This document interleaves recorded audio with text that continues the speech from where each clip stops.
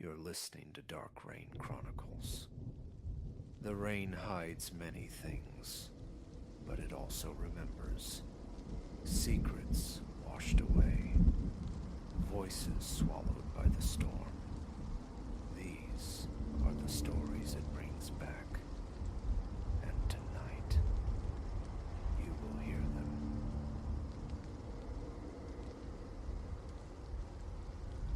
The glare of approaching headlights fractured through the water-veiled windscreen. A momentary supernova that left phantom streaks across my vision. Hours had bled together piloting this metal shell down the slick ribbon of asphalt, the highway's hypnotic drone fraying the edges of my awareness. Then, materializing from the tempestuous gloom, a silhouette, stark against the roadside deluge, thumb angled skyward in that ancient plea for passage. A tremor of caution ran through me, my mother's spectral warnings about roadside phantoms echoing in the drumming rain.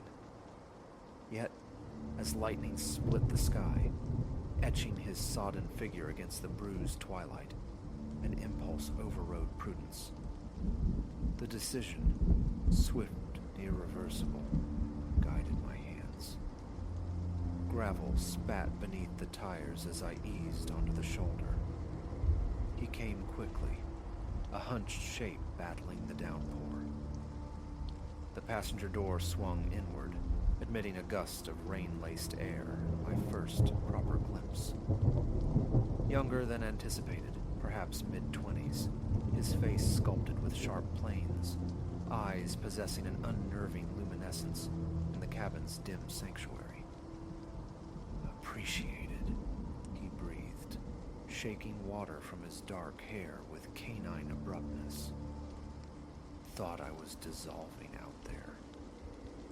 A constricted laugh escaped me, a poor attempt to dispel the knot tightening in my gut. No trouble. Where to? Just down the road, he offered, his gaze flicking, absorbing the car's interior. An inventory. Mind if I thaw out before pointing the way? I nodded, amplifying the heater's sigh as we merged back into the river of taillights. His attention felt like a physical weight against the side of my face, prickling the skin on my neck. I'm Silas, I volunteered, hoping the mundane act of introduction might anchor the unsettling drift. Kyle, he returned, the name landing a fraction of a second late. Silence descended, thick and occupied only by the metronomic sweep of the wipers clearing arcs of vision. My peripheral awareness snagged on him repeatedly. An indefinable dissonance emanated from his stillness. So, I ventured, needing to puncture the quiet. What has you braving this monsoon? Kyle shifted, the faux leather creaking beneath him. You know, just finding my way home. And home is. Another hesitation, a subtle tightening around his eyes. Around.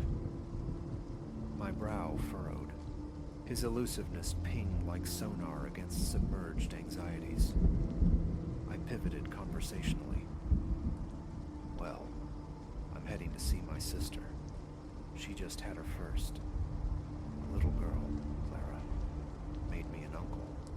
I added, injecting a cheerfulness that felt hollow and brittle. No reply. Glancing sideways, I found him staring fixedly ahead, jaw set like stone. You all right there? He blinked, surfacing from some deep current. Yeah. Apologies. Just worn out, I suppose. The downpour was easing, thinning to a persistent drizzle. A sign for a rest area emerged from the mist ahead. Hey, mind if we pull off? Need to unkink my legs. Kale's head snapped towards me, eyes suddenly sharp. No, he clipped, then softer but no less firm. Could we just press on? I really need to get there sharpish. My pulse quickened, a frantic bird trapped in my ribs. Something was palpably wrong. Get where, precisely, you've yet to say. He raked a hand through his damp hair, a gesture betraying a flicker of vulnerability that vanished as quickly as it appeared. Look, apologies. I'm tangled in something, all right. I seriously need distance from here. My grip tightened on the steering wheel until my knuckles shone white. What sort of tangle? Kale exhaled a weary sound. It's layered. Let's just say certain people are looking, and them finding me wouldn't end well. My thoughts spun. A fugitive, escaped convict. What Pandora's box had I opened on this rain-slicked highway? I think, I began, striving for a steady tone. Perhaps the next town would be best for you. His transformation was instantaneous. The vulnerability evaporated, replaced by an arctic hardness in his gaze. Can't do that, Silas. Need to go further. Much further. An exit sign loomed. Freedom. Well, this is my limit, I declared, activating the indicator's rhythmic click. Before the thought fully formed, his hand shot out, clamping onto my forearm. His grip was unyielding, metallic. Keep driving, he commanded, his voice a low, dangerous thrum. Raw fear surged, cold and electric. A catastrophic error. This act of roadside Samaritanism. Now I was captive, hurtling through the night beside the source of the danger. Look, man, I don't want any trouble, I stammered, hating the tremor in my voice. Then don't invite it, Kyle retorted. Just maintain course, and this stays simple. I nodded, throat dry as dust. My mind scrambled for escape routes. Flag someone down, bolt at the next fuel stop, covertly dial for help. As if intercepting my frantic calculus, Kyle delved into his pocket. A small switchblade appeared, the button clicked, and a sliver of polished steel sprang free, catching the faint dashboard glow. Don't entertain any heroics, he warned, the blade emphasizing the point. We drove onward, the silence now charged, vibrating with unspoken threats. The odometer clicked over miles that felt like leagues. I stole furtive glances at Kale, attempting to decipher his state.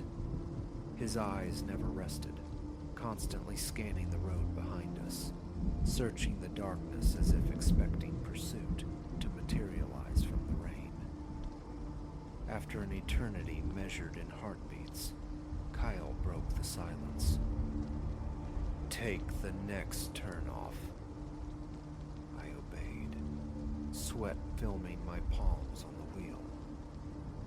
The exit ramp devolved into a narrow, poorly illuminated track, swallowed by dense, dripping woods.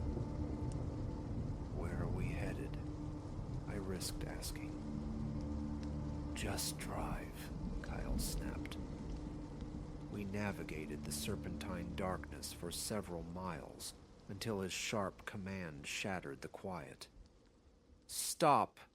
Here!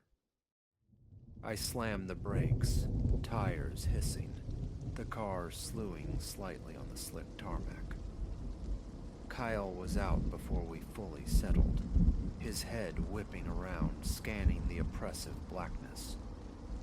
Out, he ordered. My stomach plummeted. This was it. The lonely road, the woods, the end. My hands trembled as I fumbled with the seatbelt, stepping out into the chill rain that felt like needles against my skin. Kyle paced, a caged animal muttering fragments under his breath. Flight seemed futile. The impenetrable darkness offered no sanctuary, only disorientation. Then, twin beams pierced the distance, approaching rapidly along the road we'd just traveled. Kyle swore, a vicious sound seizing my arm in a bruising grip and hauling me off the asphalt into the tangled embrace of the forest. "What's happening?" I gasped, stumbling over unseen roots and through grasping undergrowth. "Quiet," he hissed, his fingers digging deeper. We crashed through the woods, branches lashing our faces. Behind us, car doors slammed, followed by the indistinct shouts of men. Whoever hunted Kyle had found their quarry. Abruptly, he stopped, shoving me forcefully down behind the mossy bulk of a fallen giant. "Stay low and silent if you value breathing," he whispered, the words harsh against my ear. I huddled there, the frantic thudding of my heart a betraying drumbeat against the forest floor. Cones of light from flashlights sliced through the trees, drawing inexorably closer. Gruff, angry voices echoed, calling Cale's name. He crouched beside me, coiled energy radiating from his tense frame. In a fugitive patch of moonlight filtering through the canopy, I saw his face, the menace stripped away, leaving only stark, primal fear. The lights and voices were almost upon us. I held my breath, bracing for discovery. Then, inexplicably, the beams began to recede, the shouts fading, moving away from our hiding place. We remained frozen, suspended in time, until the sounds of the search dissolved into the background murmur of the woods. Finally, Cale released a long, shuddering breath. "Think they've passed," he whispered. I turned towards him, 1,000 questions burning on my tongue. But before I could utter a word, his hand clamped firmly over my mouth. "Listen, and listen well," he urged, his voice low, intense. "I'm sorry you're caught in this. Never intended it. But you are. Now you have two paths. Come with me, I'll lay it all out. Or walk back to your car, drive away. Forget tonight ever happened. But choose that, and I can't promise your safety. They might circle back. Figure you know something." He removed his hand. I drew a ragged breath, the damp air tasting of earth and fear, my mind struggling to process the vertiginous reality. "Who are they?" I managed. "What do they want?" Kyle shook his head, shadows clinging to his features. "It's dense. Let's just say I witnessed something I shouldn't have. Now some very influential people want my silence guaranteed. Permanently." I stared at him, the situation feeling ripped from some pulpy thriller, utterly alien to my mundane existence. Yet here I crouched, in a sodden forest beside a hunted man, hiding from faceless pursuers. What happens if I go with you? The question felt absurd leaving my lips. A fleeting, mirthless smile touched Kale's mouth. Likely nothing pleasant, but you'd have odds, a chance, and maybe, just maybe, together, we could expose these bastards. I squeezed my eyes shut. Images flashed. My sister, the tiny niece Clara I hadn't even met, my job, my apartment, the entire predictable architecture of my life dissolving if I chose Kale's path. But then I recalled the raw terror in his eyes moments ago, the desperate edge to his voice. Whatever storm he was caught in, it was lethal, and irrevocably, I was now part of its periphery. Opening my eyes, I met Kyle's searching gaze. Okay, I said, surprised by the steadiness in my own voice. I'm in. What's the play? Relief washed over Kale's features, visible even in the gloom. He clapped my shoulder, a strangely companionable gesture under the circumstances. First, maximum distance, he said. I know a bolt hole, somewhere to go to ground. After that, well, we improvise. As we began moving deeper into the woods, away from the road and the remnants of my former life, a profound sense of dislocation settled over me. Fear remained, a cold undercurrent, but laced through it was an unexpected, illicit spark of adrenaline. For better or worse, the predictable track had ended. The rain had ceased entirely. Emerging into a small clearing, we saw the first tentative strokes of dawn painting the eastern horizon in bruised purples and faint golds. Whatever lay ahead, retreat was impossible. My ordinary world lay behind me. Before me stretched a landscape of peril, enigma, and the slender possibility of unearthing a truth so potent it made powerful men afraid. I inhaled the cool, clean scent of the nascent morning and followed Kale into the vast, unfolding unknown.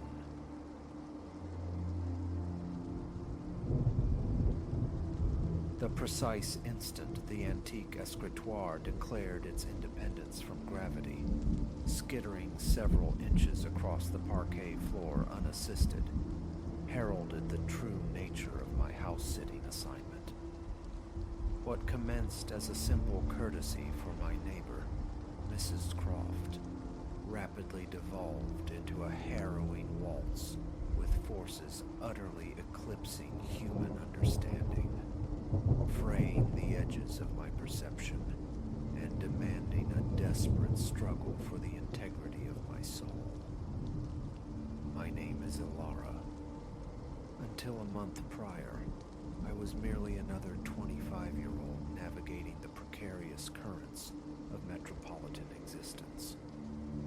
When Mrs. Croft, my elderly neighbor residing in the imposing Victorian manor adjacent to my cramped apartment building, inquired if I might oversee her residence during a week-long visit to her sibling, I embraced the prospect. A tranquil interlude within a beautiful, time-worn mansion, a respite from my boisterous flatmates. It shimmered with the allure of sanctuary. Had I possessed even an inkling of the sentience coiled within those ornate walls? The inaugural day passed in quietude. I dedicated the hours to wandering the labyrinthine corridors, lost in admiration of the venerable furnishings and the astonishingly detailed woodwork. Mrs. Croft had provided meticulous directives concerning her collection of exotic ferns and the feeding schedule of her aloof black cat, Cinder. Everything appeared deceptively uncomplicated. Aberration announced itself on the second night. As I prepared for slumber, a distinct thump resonated from the lower level. Assuming Cinder had dispatched some trinket to the floor, I descended to investigate.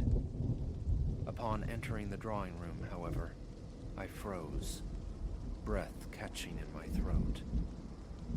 The ponderous oak center table, previously anchored firmly in the room's heart, now stood flush against the far wall. Not merely shifted, but relocated entirely to the chamber's opposite boundary. Impossible, I whispered, eyes darting, seeking any rational explanation for its transit. Yet, none presented itself. The polished hardwood remained unscratched. Cinder was conspicuously absent. A wave of cognitive dissonance washed over me. Perhaps exhaustion played tricks. Perhaps my memory of its initial placement was flawed. With considerable effort, I wrestled the heavy piece back to its presumed starting point, retreating upstairs burdened by a nascent, visceral unease. The following morning, I attempted to dismiss the incident as a figment of weariness. Descending for coffee, however, another discordance snagged my attention. The numerous portraits lining the grand staircase and hallway hung askew, tilted at bizarre, deliberate angles, as though an unseen hand had mischievously disarranged each one. My pulse quickened. I knew with unshakable certainty they had hung perfectly straight the day before. I recalled remarking to Mrs. Croft on the impeccable order of her home. As my tremulous fingers righted the canvases, a new anomaly materialized. In a corner of the drawing room previously occupied by naught but shadowed wall space, stood a door. Diminutive, almost child-sized, its dark wood surface was alive with intricate, unsettling carvings. I approached with caution, a morbid curiosity warring against a profound, instinctual dread. Extending a hand towards the tarnished brass knob, I could have sworn faint, sibilant utterances emanated from beyond the panel, indistinct yet undeniably present. My hand recoiled as if scorched. This defied logic. Doors do not simply manifest from vacancy. Shutting my eyes tightly, I inhaled slowly, counting to 10.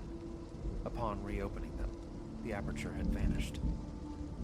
The remainder of the day unfolded beneath a pall of tension, each creak and groan of the old manor jolting my nerves.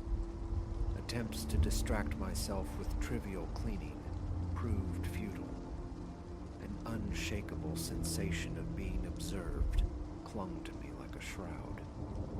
The painted eyes within the portraits seemed to track my movements, and fleeting shadows flickered persistently at the edge of my vision, dissolving into nothingness the moment I turned.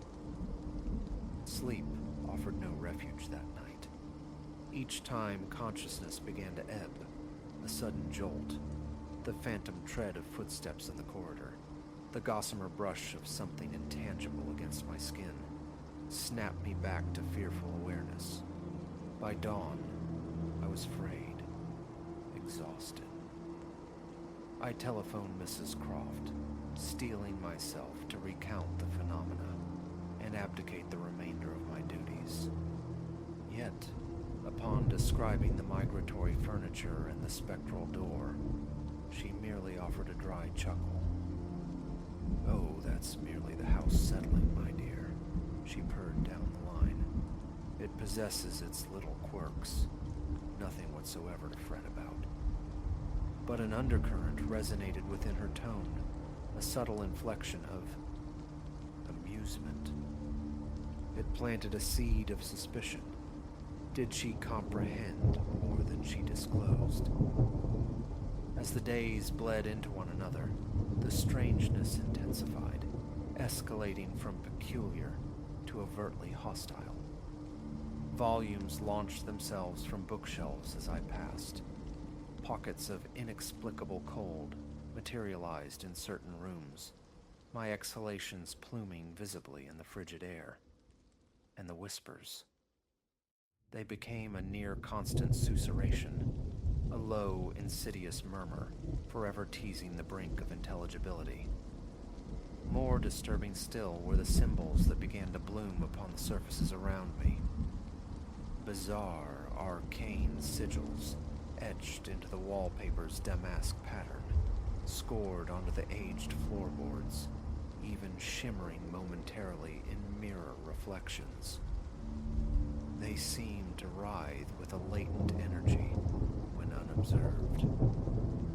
One sleepless night, driven by a desperate need for answers, I unearthed my laptop and initiated research into the manor's provenance.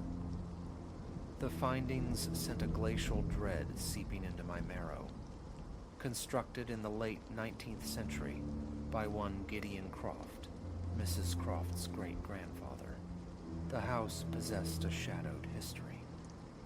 Gideon was reputed to have delved into esoteric arts, hosting clandestine midnight assemblies from which unholy chants reportedly echoed across the slumbering neighborhood.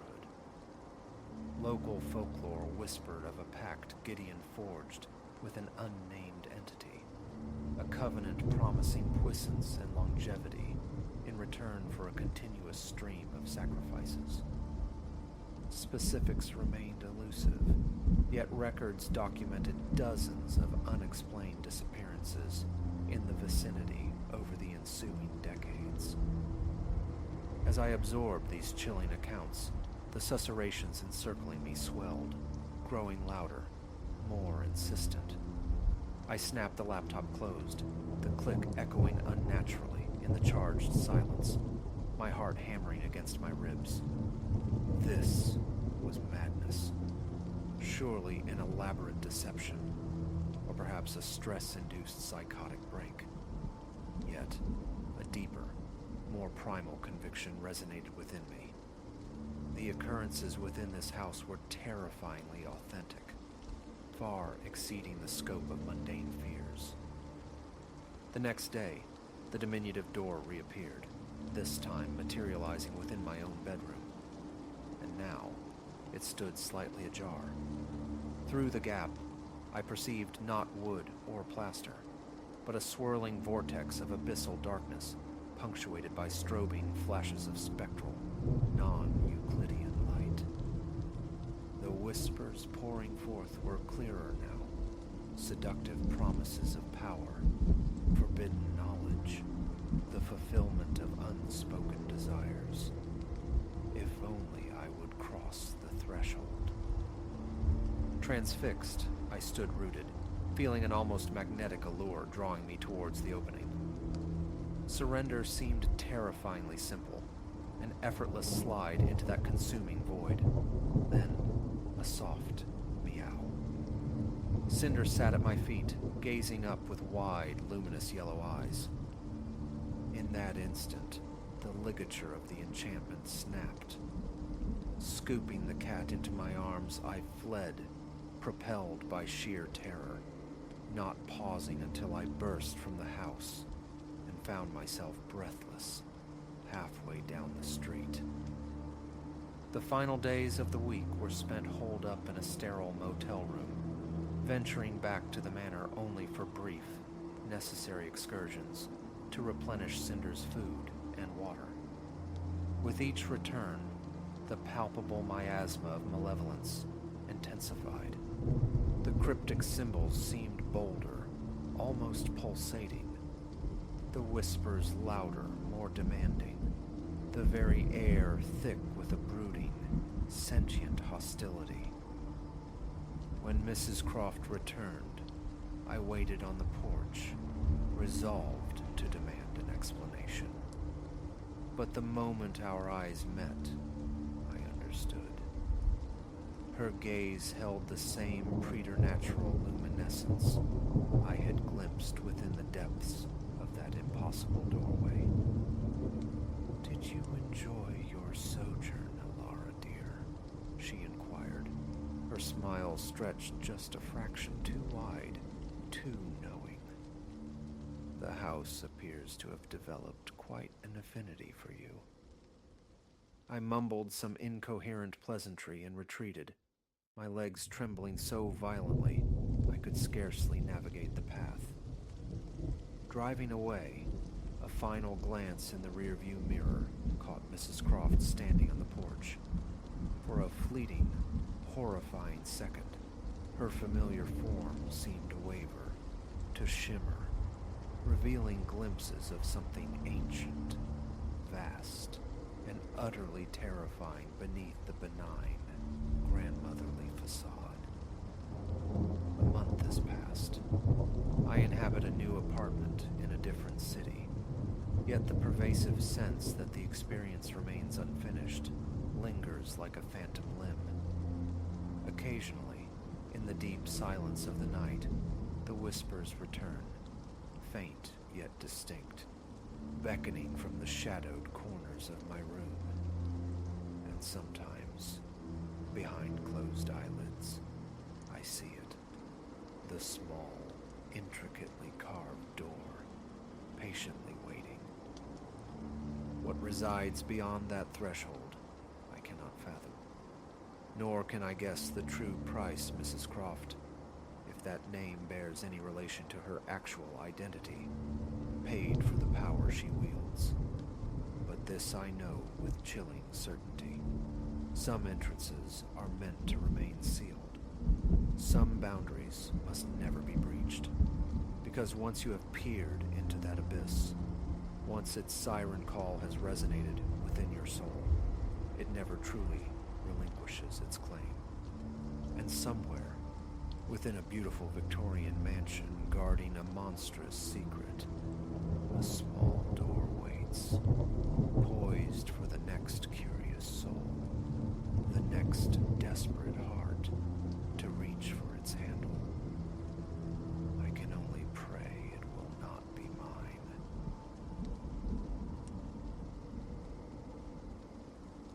Solitude was the prescription I wrote myself after the wreckage of my marriage, and the apartment building offered it cheap. The manager, a man of few syllables, assured me the unit was scrubbed clean, vacant, affordable. He volunteered little else. My floor hosted several unlived-in spaces, their doors like sealed lips. Corridors stretched out, dim conduits where the light fixtures occasionally spasmed, but such details were irrelevant. I craved only a place to collapse post-work, a buffer against the world. My first night, returning late, the air met me thick with the scent of aged paint and the fine grit of undisturbed dust. As I rounded the corner towards my door, something arrested my steps.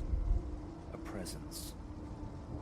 It stood near the wall opposite my apartment, an upright silhouette against the gloom. Considerably taller than myself, its outline wavered, refusing solidity, like heat shimmer or ink bleeding into water. No discernible face occupied the space where one should be. Only a nebulous knot of profound darkness, a thumbprint of shadow smudged onto the dim air. My keys dug into my palm. Slowly, unnervingly, it lifted an arm, index finger extended, aimed directly at my apartment door. Utterly silent, utterly still. A knot of ice formed in my throat. Swallowing felt like grinding stones. My heart hammered a frantic rhythm against my ribs.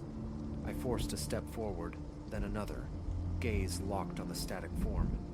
It remained impassive, arm outstretched, finger accusing my entryway.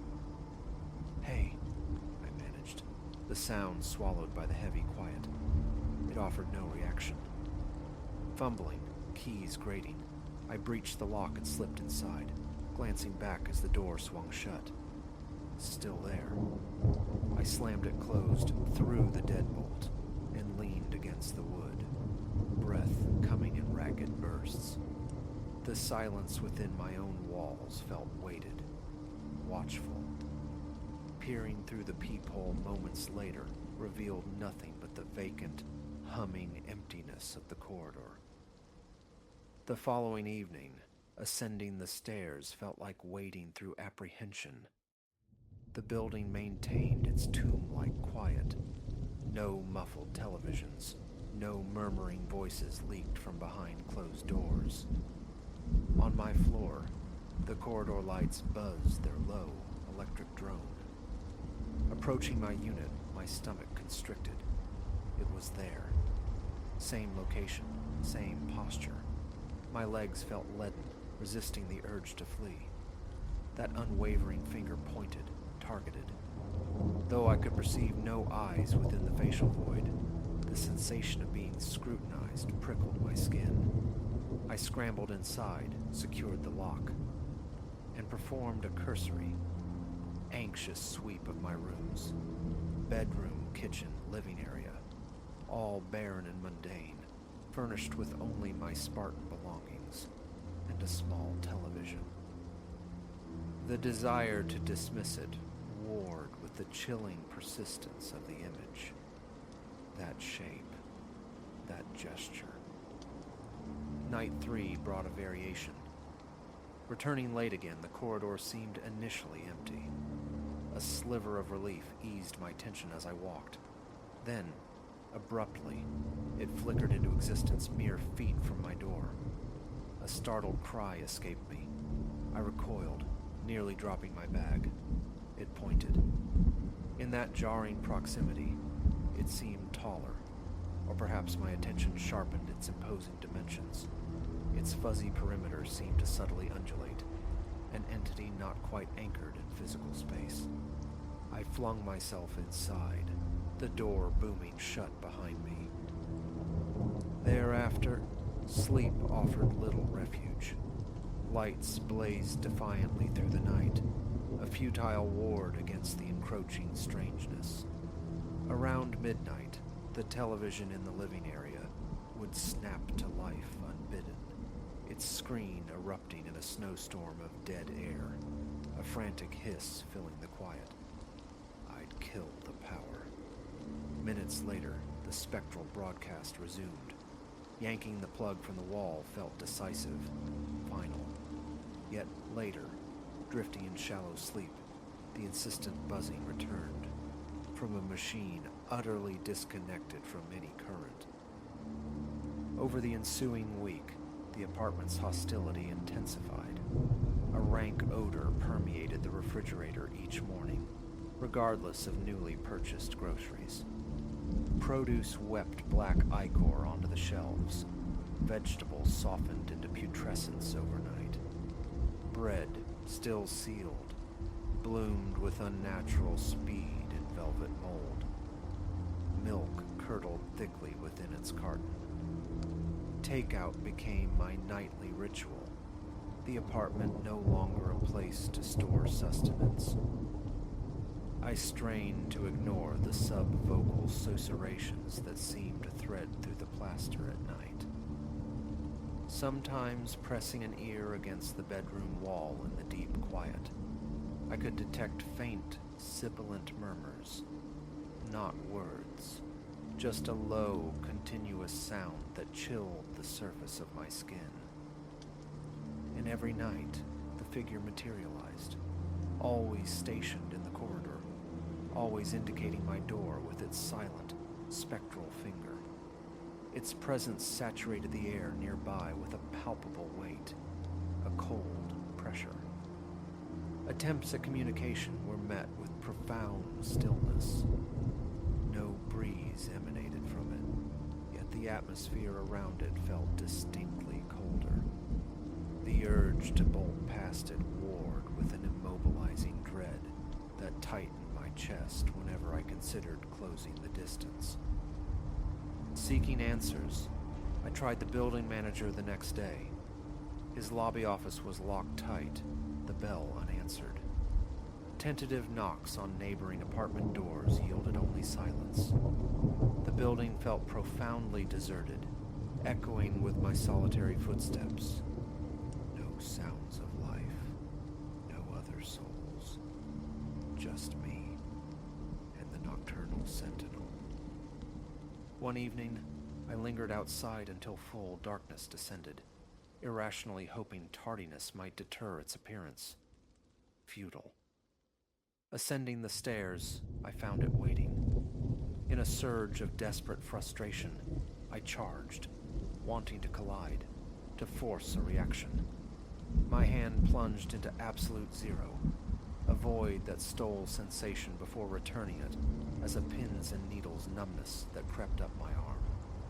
The figure remained utterly undisturbed, its posture unchanged. I stumbled, reeling, passing it through, the space it occupied, landing awkwardly near my threshold. A frantic twist of the key, the door slammed shut, and a glance back revealed the impossible. It now stood inside the corridor I had just vacated, still pointing. The physics of its presence defied reason. My heart threatened to batter its way out of my chest. Locked inside, the feeling of safety was a flimsy illusion. This nightly ritual eroded me. Persistent headaches bloomed behind my eyes. Fatigue became a constant companion. Sleep was shallow, fractured. The whispers in the walls gained confidence, their pitch occasionally rising. The television continued its phantom performances at unpredictable hours. The pervasive stench of decay clung to the kitchen, mocking my cleaning efforts and air fresheners. Eating out for every meal became standard. I began to extend my time away, loitering in bars or late-night cafes, delaying the inevitable return. Eventually, exhaustion demanded surrender.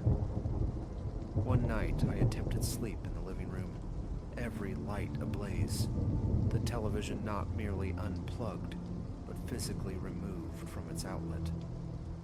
Around 2 a.m., the hiss of static jolted me awake. The television screen glowed, alive, despite its utter disconnection. A vice clamped around my chest. Scrambling up, I ripped the cord from the back of the set itself. Silence returned. I sat, pulse racing. Then a distinct creak echoed from the hallway. My apartment door swung slowly inward on its own.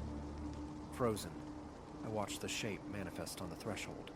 It didn't enter, but stood poised, its unwavering finger now directed towards my bedroom door. "What do you want?" The shout tore from my throat, raw and desperate. Silence answered. I lunged for the door, slamming it shut. As the wood met the frame, the figure vanished. The next day, a call to the landlord yielded only financial threats. Break the lease. Pay a hefty penalty. Funds I didn't possess. Loan applications went nowhere. Apartment hunting proved fruitless. Everything decent felt astronomically expensive. My routine shifted.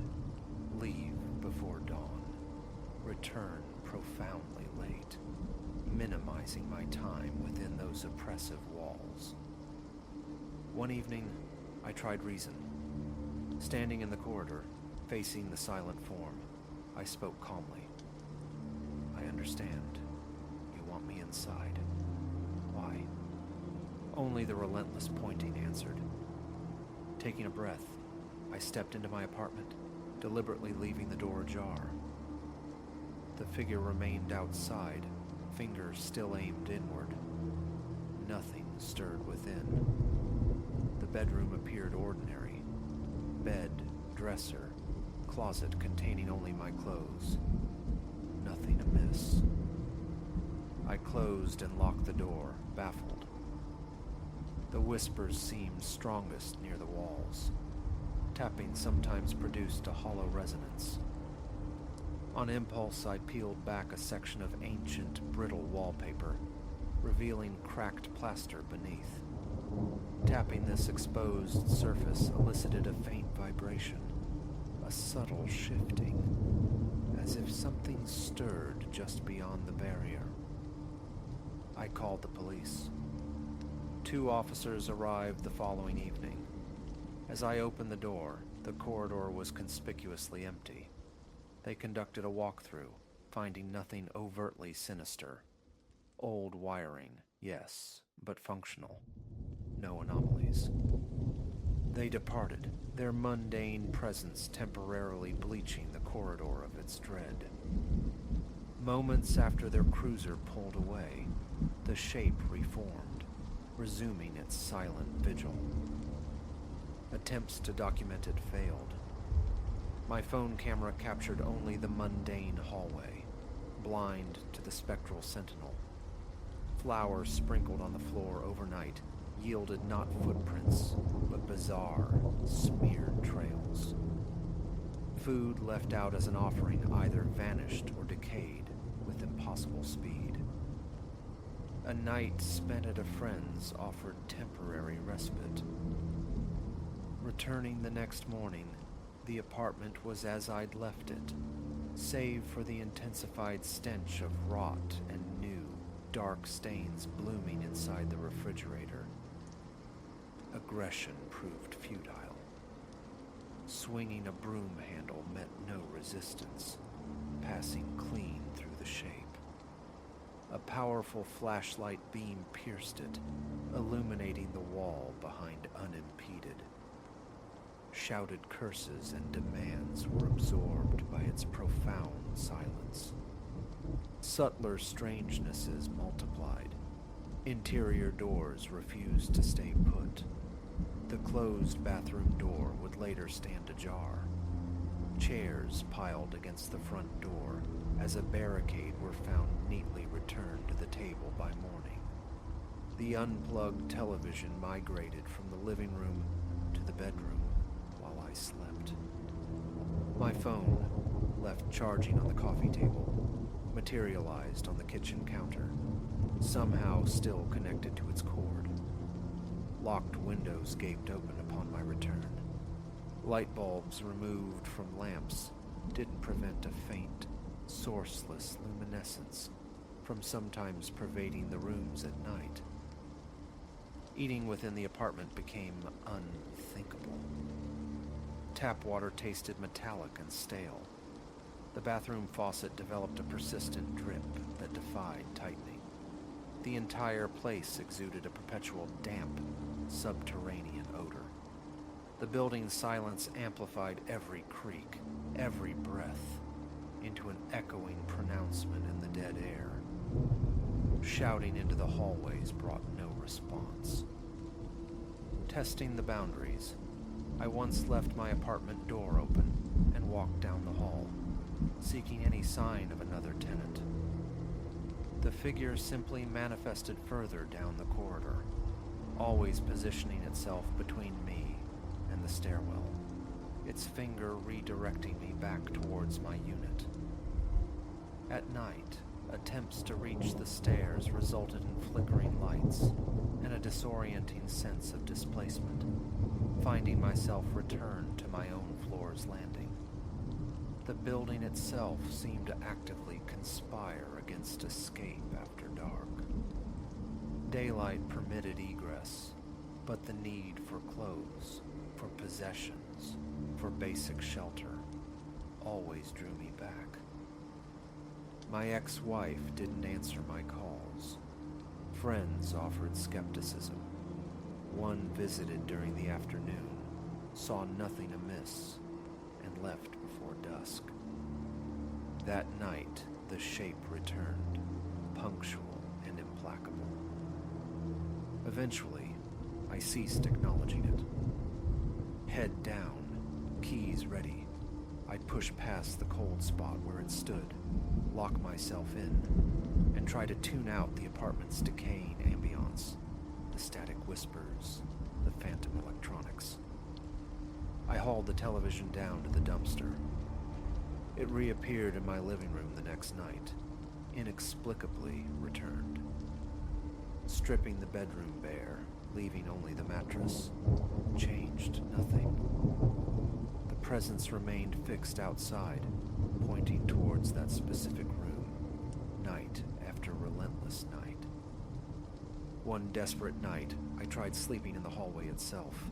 My back braced against my own door, staring defiantly at the shape. Hours passed. My eyelids grew heavy. A distant susurrus brushed my ear. A chill traced my spine. Jerking fully awake, I saw it had drifted closer. Scrambling, heart pounding, I retreated inside. The decision, when it came, was absolute. Forget the lease, the deposit, the belongings. Before the sun had fully breached the horizon, bathing the city in the forgiving light of day, I packed a single duffel bag, a severance package from my haunted life. I descended the stairs, traversed the lobby, and pushed through the heavy front doors into the anonymity of the morning street. No backward glance.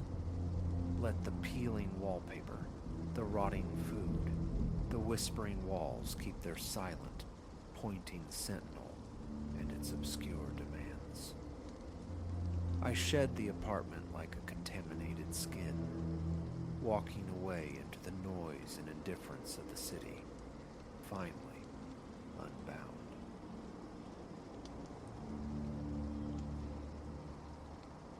The summons arrived perhaps a fortnight after Silas breathed his last. My aunt pressed the keys into my palm, her voice thin. "See to the house, Leo. Just sort things. We can talk about selling later." I nodded. Proximity had made me his default custodian in our quiet corner of the world.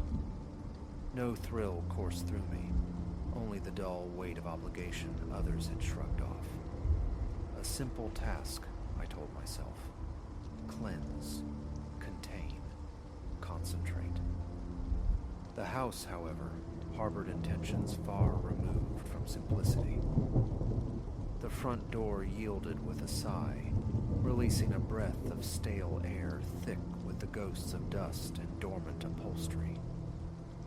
Light filtered weakly through gauzy curtains, illuminating floors of faux wood grain. In the kitchen, a diminutive table and mismatched chairs stood sentinel beside a sink, harboring unrinsed cups. Silas had navigated life solo. I hadn't anticipated chaos, yet stray objects dotted the landscape like forgotten thoughts. Near the refrigerator, a film of neglect coated the countertop. Mechanically, I found a rag and erased it. That initial day bled away in the methodical sifting of the front rooms. Strata of junk mail, final demands, scribbled reminders left on the kitchen table. As daylight began to bruise towards evening, I gravitated towards the rear of the single-story dwelling, towards the chamber where Silas had slept. It huddled near the back, adjacent to a glass-paned door accessing the yard, feeling somehow sequestered from the main artery of the home. Crossing the threshold, a scent ambushed me, specific, familiar. The precise cologne Silas had always worn. I halted, scanning. His wardrobe stood agape and vacant. The family had already claimed most of his attire. A dresser drawer yawned open, revealing nothing but orphaned socks. Perhaps the aroma had merely steeped into the plaster, I reasoned, or lingered in the very weave of the bedding long since removed. A mental shrug, and I pressed on. Later, poised for departure, an inexplicable compulsion drew me to the backyard door. The lock held firm, the metal handle leaching an unnatural coldness into my fingertips. Through the glass, the yard dissolved into deepening shadows, where a skeletal clothesline stood watch over desiccated potted plants. A tremor ran through me, unrelated to the mild night air. I extinguished the bedroom light and retreated. Days later, armed with cardboard boxes and ceiling tape, I returned, intent on conquering the remaining clutter in the living area before tackling the bedroom. The strategy was surgical. Infiltrate execute, extract by mid-afternoon. By late morning, stacks of Silas's books, obsolete DVDs, and chronicles of captured moments lay entombed in cardboard. But the bedroom remained a territory of disturbance. That phantom scent persisted, arriving not as a constant presence, but in sudden, startling waves. I'd step inside, inhale neutrality, and then, wham! The potent ghost of his cologne, vanishing as abruptly as it materialized. Around noon, clutching a half-filled box, I stood adrift in the bedroom's center, contemplating my next move. Behind me, a violent slam detonated the quiet. My shoulders clenched reflexively. I spun. The backyard door vibrated in its frame, the knob rattling frantically for a beat, as if pounded by an unseen fist from without. Box dropped. I surged towards it, pressing my ear to the wood. Silence, save for the frantic percussion of my own pulse. I wrenched the door open. Nothing. Only the vacant yard, the sentinel clothesline, the still air. No breeze stirred. My nerves frayed after that. I threw myself into motion, seeking refuge in activity. A draft, I insisted inwardly. A trick of the hinges. Though the windows remained shut, the air stagnant all day. The denial felt thin. I sealed another box, carried it to the Groen pile in the living room. A second sweep of the kitchen, hunting for overlooked keepsakes among tired pans and plates, became an exercise in vigilance. My gaze repeatedly snagged by the hallway, leading back to that bedroom door. Evening descended. I secured the house and fled. Sleep offered little sanctuary. Around the witching hour, 3 in the morning, a dream snatched me, brief, terribly lucid. Silas stood in the bedroom framed by the open closet. His eyes found mine. "Take care in there, Leo," he murmured. "Watch yourself." I jolted awake, heart hammering against my ribs, my shirt clinging with a sudden dampness. Breath hitched shallow, a knot tightened low in my belly. Stress, I told myself, just the strain of sifting through a dead man's life. Yet his words echoed, keeping sleep at bay for another hour or more. The following day, the dream rode with me to the house, cold passenger settling in my gut. I forced a veneer of normalcy, but anxiety twisted beneath it. Inside, my first act was to check the bedroom doorknob. Solid. The light flicked on. Unremarkable. The cologne held back. I began boxing old papers from his desk. Receipts, mostly. Unsent letters. A stack of untouched greeting cards surfaced. I set them aside. An hour dissolved. I found myself before the closet again. Pulling the door wide revealed a few overlooked coats clinging to hangers. As my hand reached, I froze. The cologne struck, a physical blow this time, so concentrated it brought tears to my eyes. The coats tumbled from my grasp. I staggered back, a cold dew blooming on my forehead. A frantic search ensued. Was there a shattered bottle tucked away? I swept the top shelf, peered behind the fallen garments.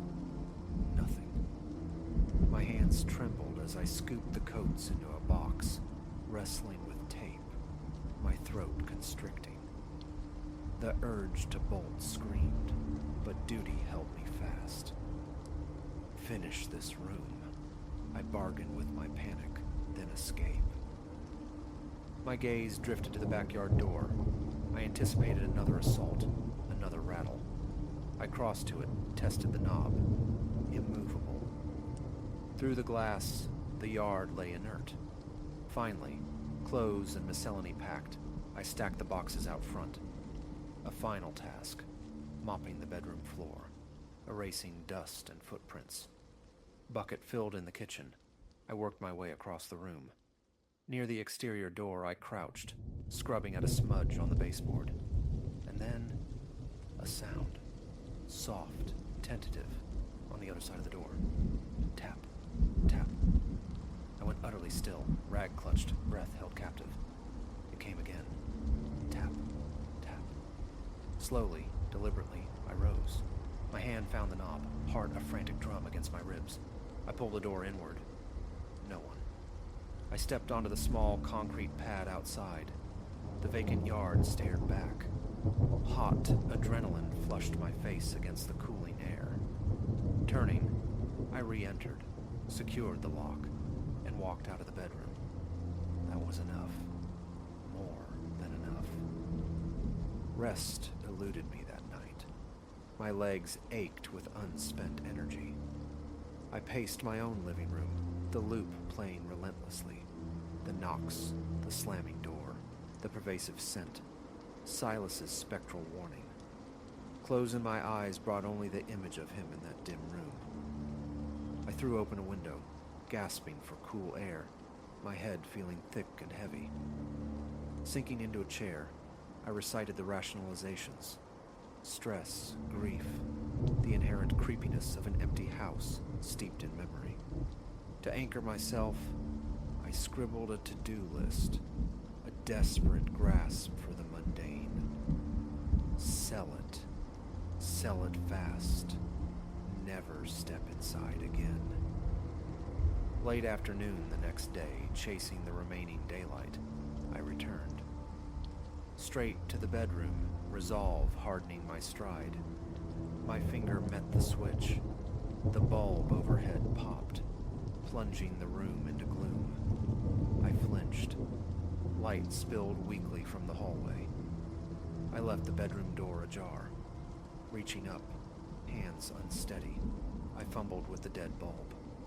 It slipped, clattering onto the floor near the corner, miraculously intact. Wiping sweat from my brow, I retrieved a fresh bulb from the kitchen. It screwed in, flared to life. Normalcy restored, yet the unease clung like static. I forced myself through the motions, checking corners, vacuuming, wiping down the dresser, cracking the window for fresh air. Needing a trash bag, I stepped briefly into the living room. Upon returning, I found the bedroom door shut. I hadn't closed it. A jolt, sharp and cold, shot through my chest. I tried the knob. Locked. From the inside. I hadn't even realized it possessed a lock capable of such autonomous action. After minutes of frantic fumbling with a small flathead screwdriver, the mechanism yielded. I pushed the door open, scanned the room. Nothing disturbed. But my pulse throbbed in my ears. "Leave!" my mind screamed. "Just walk away." But the house was nearly conquered. I had to see it through. Grabbing the trash bag, I collected detritus. Old pillows, stray papers, an empty shoebox. Then the nightstand beside the bed frame. I pulled open the top drawer. Inside lay a simple notebook, a pen, a small pocket knife. Lifting them, my fingers brushed against something else, a small envelope. My name stared back at me, penned in Silas's familiar script. I froze. It wasn't sealed, just tucked beneath the other items, as if deliberately placed. My mouth went instantly dry. Open it now. No. I slipped it into my jacket pocket, a secret weight against my ribs. Read it at home. I concluded the cleanup with automated efficiency, hauled out the final bag of trash, checked every lock. Standing on the pavement, gazing back at the silent facade, I felt eyes on me, an unseen watcher behind the glass. A dismissive shake of my head, and I was in my car, driving away. My hand strayed repeatedly to the envelope in my pocket. At a brightly lit gas station, I bought a soda, seeking the mundane to dilute the strange. The clerk eyed me. "You okay, man?" I must have looked haunted. "Tired," I mumbled. Home. At my own table, I withdrew the envelope. Inside, a single folded sheet. Silas's handwriting again. "Leo," it began. "If you're reading this, you're probably helping out, like always. Thanks for looking after things. Listen, be careful in the house. Been getting strange vibes there myself lately. Don't know what it is, but watch yourself." That was all. No signature, no further clue. I slumped back, my hands betraying me with a tremor. Tears pricked behind my eyes, fiercely blinked back. Breathe. He had felt it too, before the end. The dream wasn't just a dream. The following week was a forced march. I pushed through the final stages, deliberately curtailing my time in the bedroom. When the cologne ambushed my senses, when floorboards groaned underfoot, I recited my mantra of calm. Windows stayed open, a futile attempt to air out the thick atmosphere. Nothing else slammed or locked, yet the tension never fully dissipated. On the last day, I performed a final sweep, room by room, checking closets, verifying emptiness. The bedroom waited, the final station. Stepping inside, I registered a distinct coolness, a departure from the rest of the house. My eyes went to the backyard door, unlocked. Odd.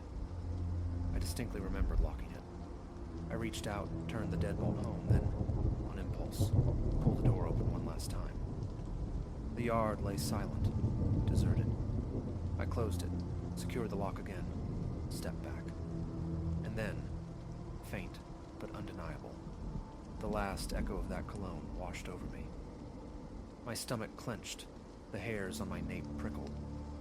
Out loud, startling myself, I said, "I'm done here. I'll be careful." Then I turned and walked away for good. I haven't been back. The house is being surrendered to the market. The keys passed to a realtor. I offered no explanation beyond the practical. The slamming, the scent, the note remained my private burden. I know only that some residue of Silas, or something drawn to him, lingered in that back room. Each visitation of the cologne felt less like happenstance, more like a deliberate signal. Caution, perhaps, or just presence. Relief at finishing mingles with a persistent unease. May whoever follows find peace within those walls, but I will never cross that threshold again. The memory of the rattling knob, the sudden slam, Silas's voice in the dark, they are enough. Whatever else resides in that house can keep its secrets. I am done.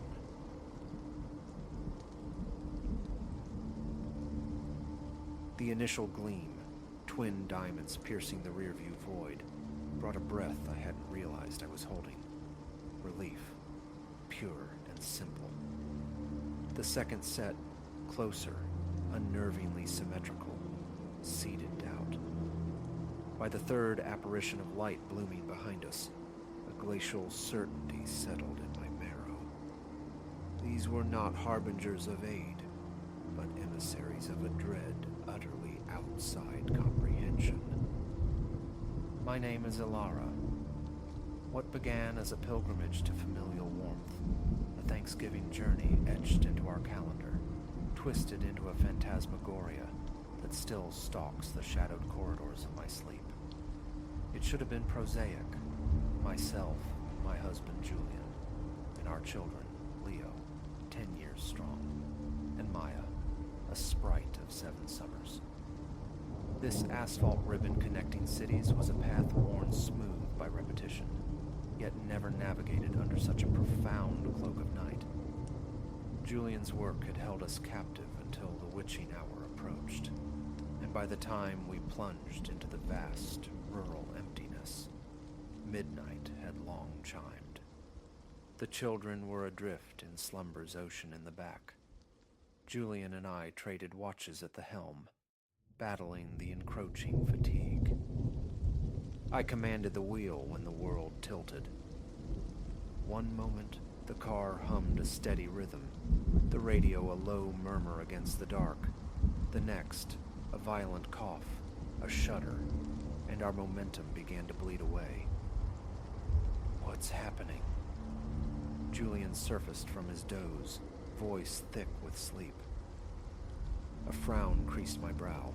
My foot pressed the accelerator, urging, pleading, but the machine only faltered further. I don't know. Something's wrong.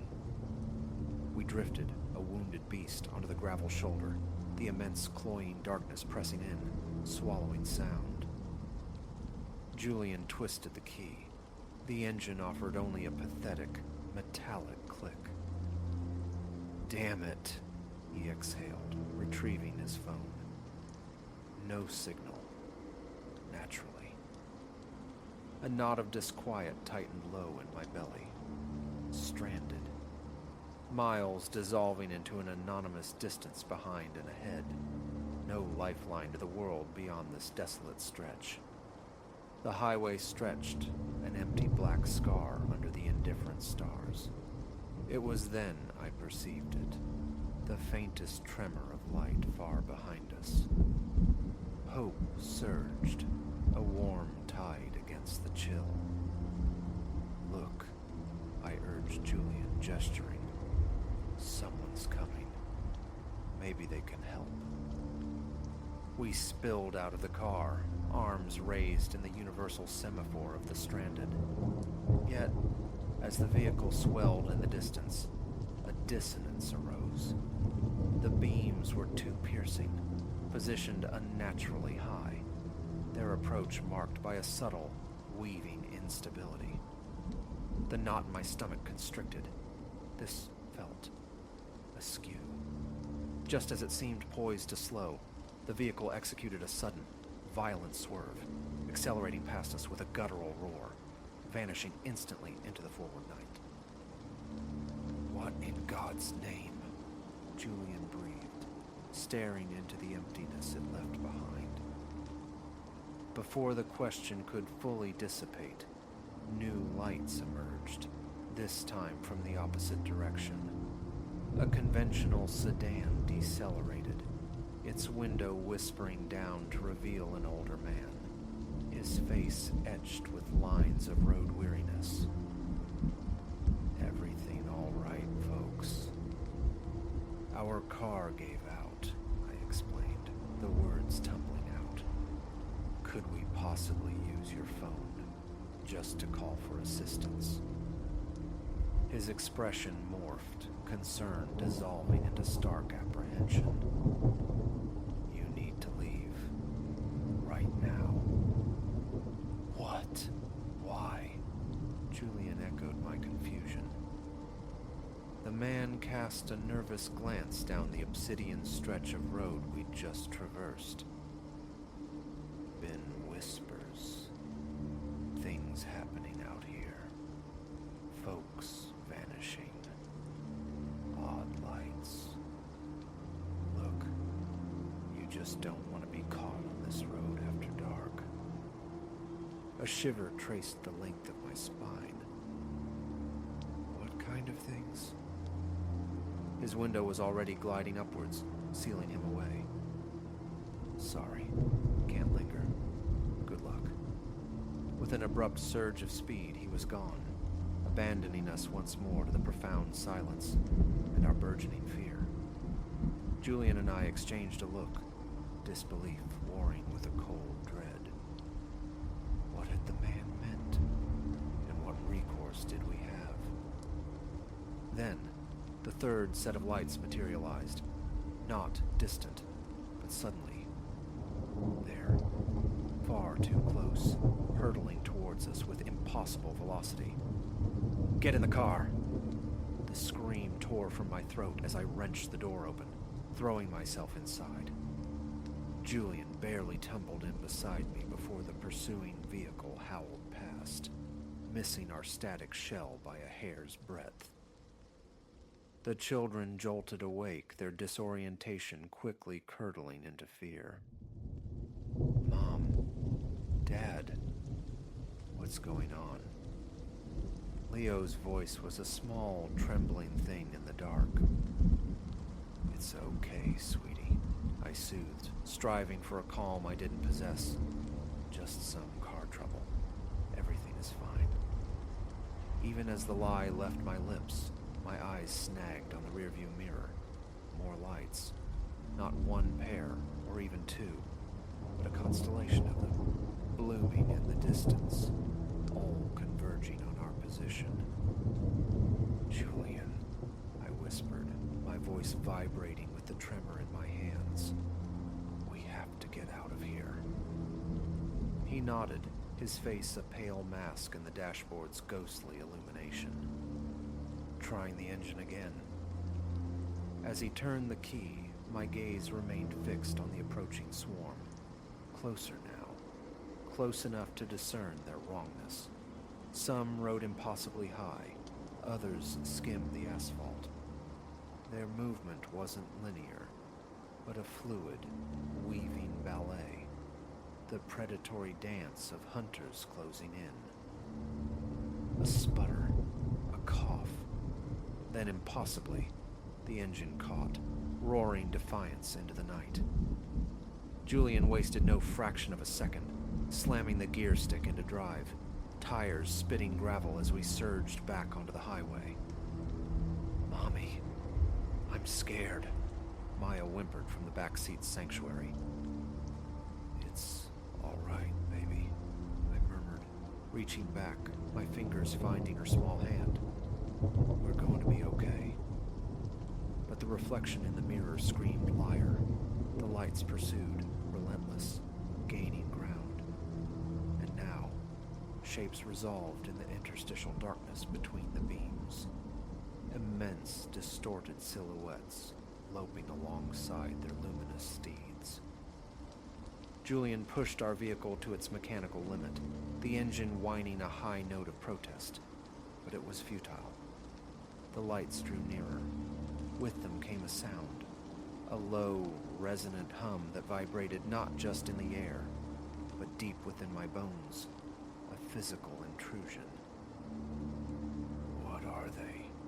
Leo breathed, his face pressed tight against the rear glass.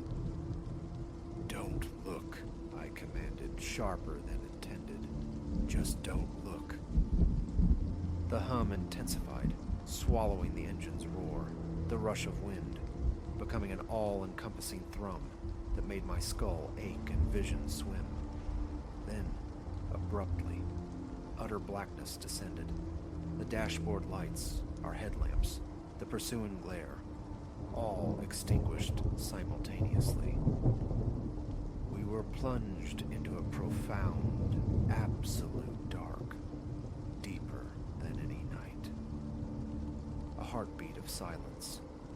Then a blinding luminescence erupted from directly above, flooding the cabin with light so intense it seared through my closed eyelids.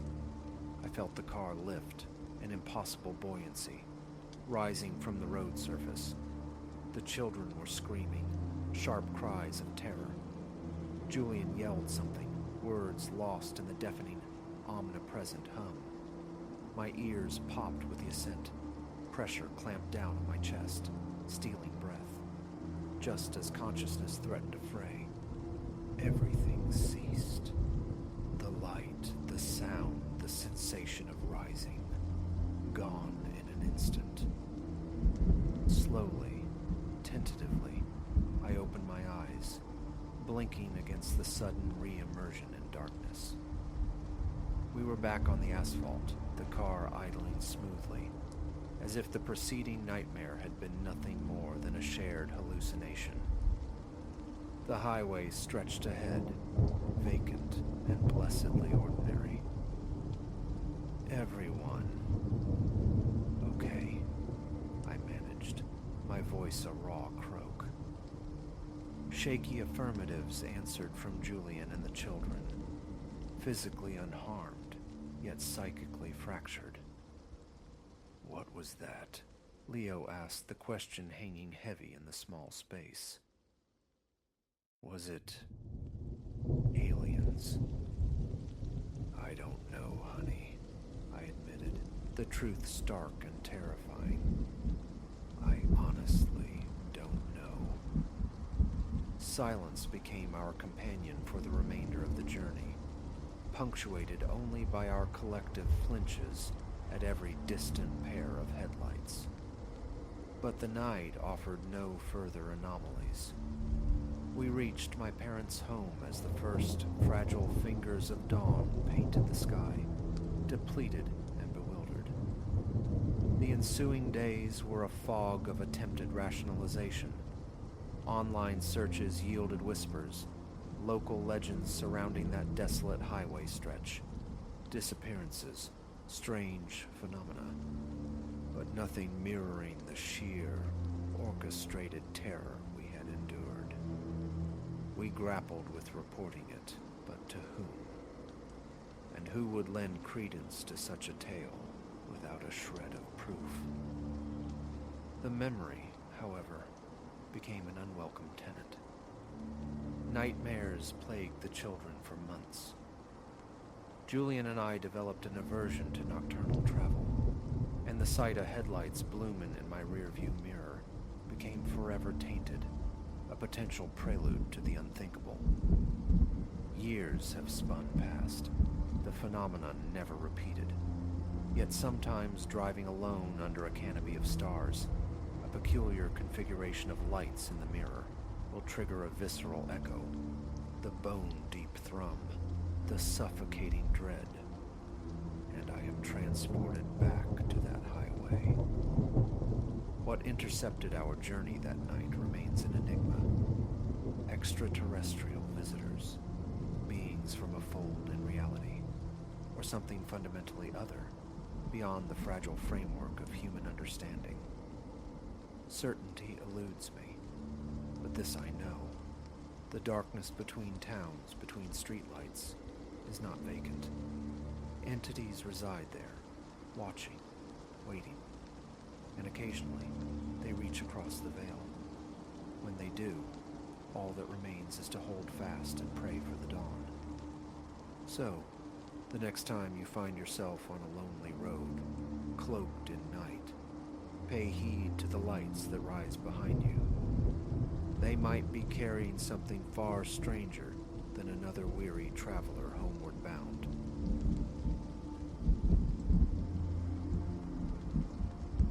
The small hours bled into one another, measured only by the hypnotic sweep of my headlamps across a ribbon of neglected earth somewhere deep in the countryside. Beyond, the twin beams carving a fleeting tunnel through the absolute black, fields lay swallowed by shadow. Above, a starless void pressed down, immense and indifferent. Bone-weary after hours adrift on these back roads, I yearned for the distant anchor of home, wrestling down the rising gorge of isolation. Then, a disruption in the monotony. Ahead, caught in the headlamp's glare, a shape huddled low beside a sprawl of skeletal weeds. Twin embers ignited where eyes should be, phosphorescent pinpricks reflecting my approach. An animal, perhaps?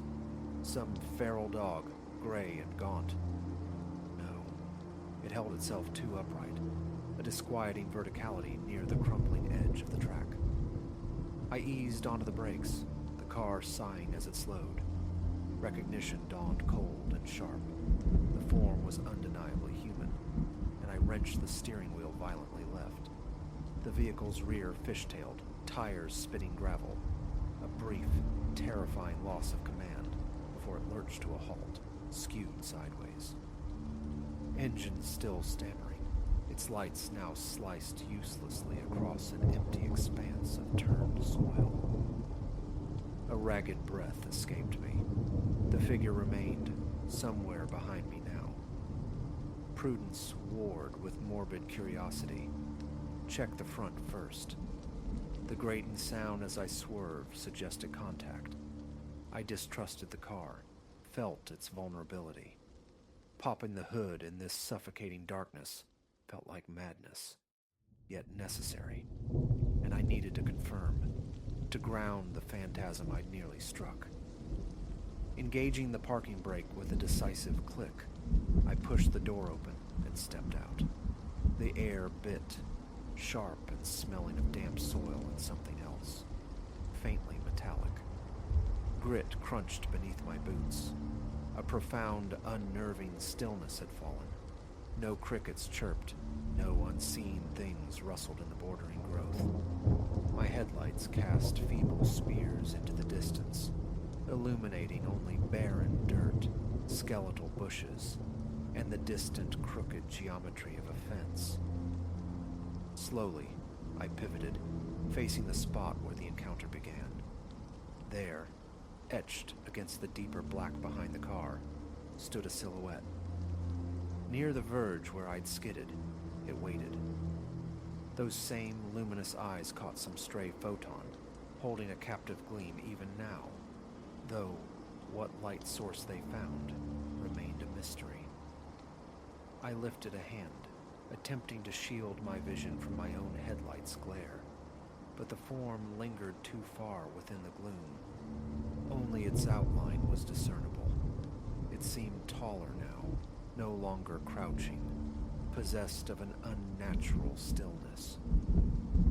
With forced deliberation, I raised the car's hood, leaning in, the beam of the small torch retrieved from the glove box trembling in my hand.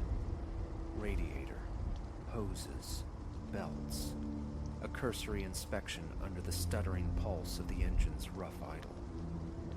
Nothing appeared critically wounded. I needed a moment, a pause to quell the frantic drummer against my ribs, to deepen the air catching shallowly in my throat.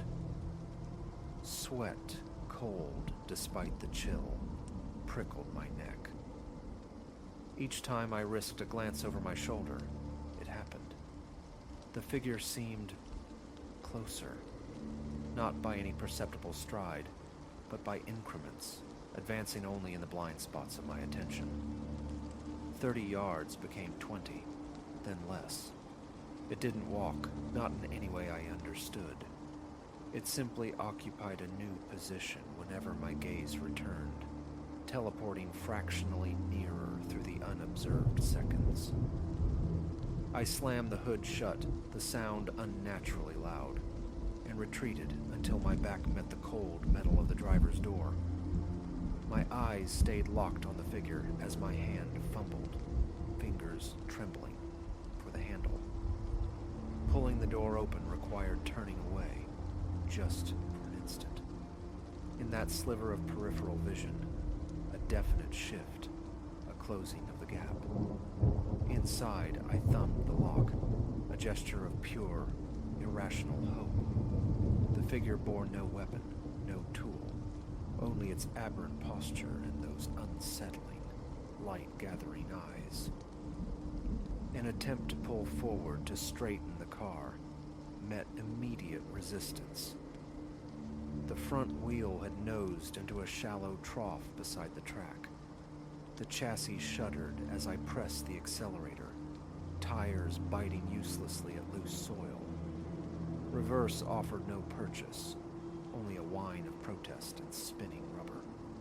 Every frantic check of the mirrors framed the approaching silhouette, drawing inexorably nearer. I wrestled the wheel, seeking leverage, but the car remained stubbornly mired. A curse, bitten back, and a frustrated fist slammed against the steering wheel. Flicking the high beams on, I flooded the space before me. The figure recoiled slightly, head jerking away as if struck. Details swam into sharper focus. Humanoid, yes, but draped in loose, indistinct coverings. The face remained obscured, yet pale skin shone where the light caught it near the eyes. Those eyes, wide and unblinking. Its frame was disturbingly thin, arms hanging long and loose, knees bent slightly inward, 10 yards away, maybe less. Its thorax pulsed with rapid, silent breaths. I saw the movement, heard nothing. My voice felt rusty. "Hey!" I shouted, the sound muffled by the glass. "What do you want?" Silence answered. Perhaps it hadn't heard. Lowering the window a crack, I yelled again, the sound thin in the vast quiet. "Do you need help? What's wrong?" Nothing. It simply stood, watching. I pulled my head back inside, gaze fixed forward while my hand groped beneath the seat. My fingers closed around the cold, heavy steel of the tire iron. I brought it onto my lap. Poor armor, but armor nonetheless. Rocking the car seemed the only option. Wheel turned, reverse, gas, release, forward, gas. The engine shrieked, tires ground. The smell of tortured rubber filled the cabin.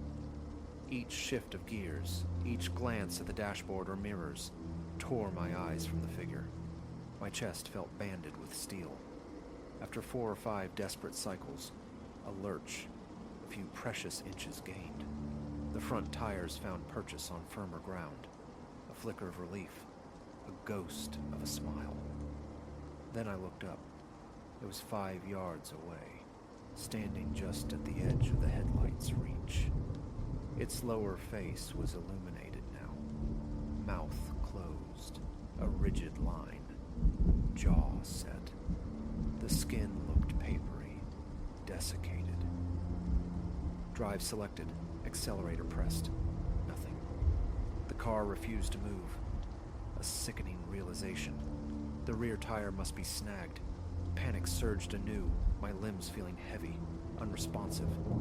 I stomped the gas pedal. The engine roared. The car vibrated violently and settled. Still trapped. Teeth clenched, sweat beaded on my forehead. It was right there.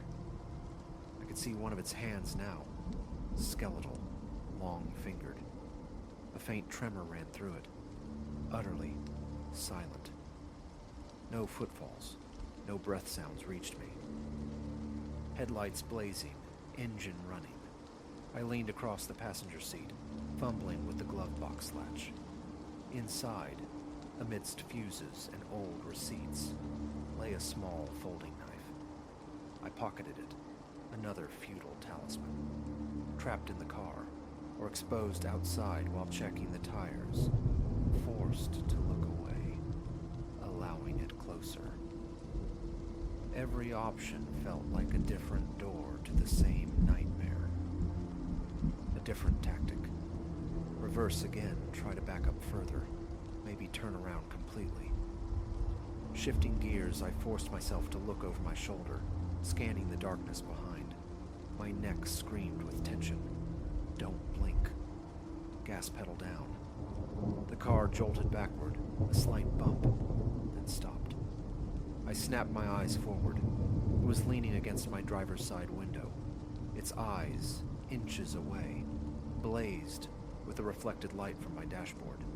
Its mouth hung slightly open, revealing thin, cracked lips. Nostrils flared as if tasting the air within the car. A strangled cry tore from my throat. The tire iron felt impossibly heavy as I raised it, arm shaking uncontrollably. A hand pressed flat against the glass, palm outward. Long, pallid fingers spread wide, each nail a dull, unhealthy white. I could see the texture of its skin, like old parchment, dry and minutely cracked. I hammered the tire iron against the inside of the window. Get away. The impact shuddered through the car. It didn't flinch, merely observed me with those intensely reflective eyes. Not glowing themselves, I realized, but mirroring my own feeble interior lights with unnatural efficiency. My hand slammed down on the horn. The blare assaulted the silence, echoing painfully in the enclosed space, hurting my own ears. The figure tilted its head slightly, a curious, bird-like motion. Then it stepped back from the door. One step. It was enough. Seizing the instant, I slammed the gear shift into reverse, foot mashing the accelerator, eyes glued to the figure this time. The car shot backward 10 feet. The figure remained where it stood. Wrenching the wheel hard, I shifted to drive. The car bucked over the uneven ground, but moved forward, blessedly forward. I straightened the wheel, dividing my frantic attention between the escape route and the thing in my mirror. It began to follow, not running, but walking with a steady, unhurried gait, gliding silently over the rough terrain. 20 yards separated us. My shoulders ached, knots of tension tightening along my spine. Find pavement, find a highway. I urged the car forward, navigating the ruts as quickly as I dared, terrified of a blowout. It maintained its pace behind me. Gradually, as my speed increased, its form dwindled into a dark shape, swallowed by the receding night. The track smoothed slightly. Ahead, a bend promised concealment. A glance in the rearview mirror. It was distant now, a barely discernible smudge against the blackness. Would it follow forever? The question hung, unanswered. My hands still slick on the wheel, my stomach a tight knot. Focus. Drive. Don't think. Just drive. Minutes crawled by. The shape in the mirror vanished entirely. Either it had stopped, or distance had finally consumed it. I forced air deep into my lungs, trying to command my heart to slow its frantic rhythm. My mouth was painfully dry. I swiped at my forehead with a sleeve. The fields on either side remained featureless voids. No welcoming farmhouse lights pierced the gloom. Only the drone of my engine and the crunch of tires on loose earth broke the silence. Then, a faint luminescence ahead. Streetlights, a main road. Hope surged. I aimed for the glow. The steering felt a little loose, a legacy of the ditch, but the car held. Mirror checks became reflexive, revealing only empty darkness. Stopping to assess the damage was unthinkable. Turning back, impossible. Keep moving. Find civilization. Find light. My mind kept replaying the encounter, snagged on the image of that face, those eyes. The tension lingered in my neck, my shoulders, my legs sore from their desperate work on the pedals. Habit made me reach for the radio. Static hissed back, amplifying the isolation. I shut it off. 10 minutes later, salvation. A crossroad, narrow but paved. I turned onto the asphalt, following it until a rusted, barely legible sign appeared at an intersection. Route numbers. Familiarity, however faint. I clung to that sign's promise, following its direction until reflective posts began to wink along the roadside, tiny beacons in the oppressive dark. Slowing, I cracked the window. The cold air felt clean. Faintly, carried on the night breeze, the distant hum of traffic. A highway. That was all I needed. I pressed onward. My grip on the wheel began to relax fractionally. A long, shuddering breath escaped me. I rubbed tired eyes. What was that thing? What had it wanted? It hadn't attacked, hadn't tried to force entry. Just approached, closer and closer whenever I wasn't looking. The memory of its face, its unnerving stillness, its impossible movement, was seared into my brain, especially the eyes. Don't think about the eyes. Just get away. Another hour passed, navigating by instinct and increasingly familiar road signs. The until finally, the comforting expanse of a main highway unfolded before me. The smooth thrum of tires on pavement was the sweetest sound I'd ever heard. One last compulsive glance in the rearview mirror confirmed it. Nothing but empty road stretching back into the vast, silent darkness. I took another deep breath, feeling the knots in my back slowly begin to loosen. The night was still deep, still quiet, but the quality of the silence had changed. It felt normal now, empty rather than watchful. No strange eyes reflected unseen light from the roadside, only the long, dark ribbon of highway unwinding ahead.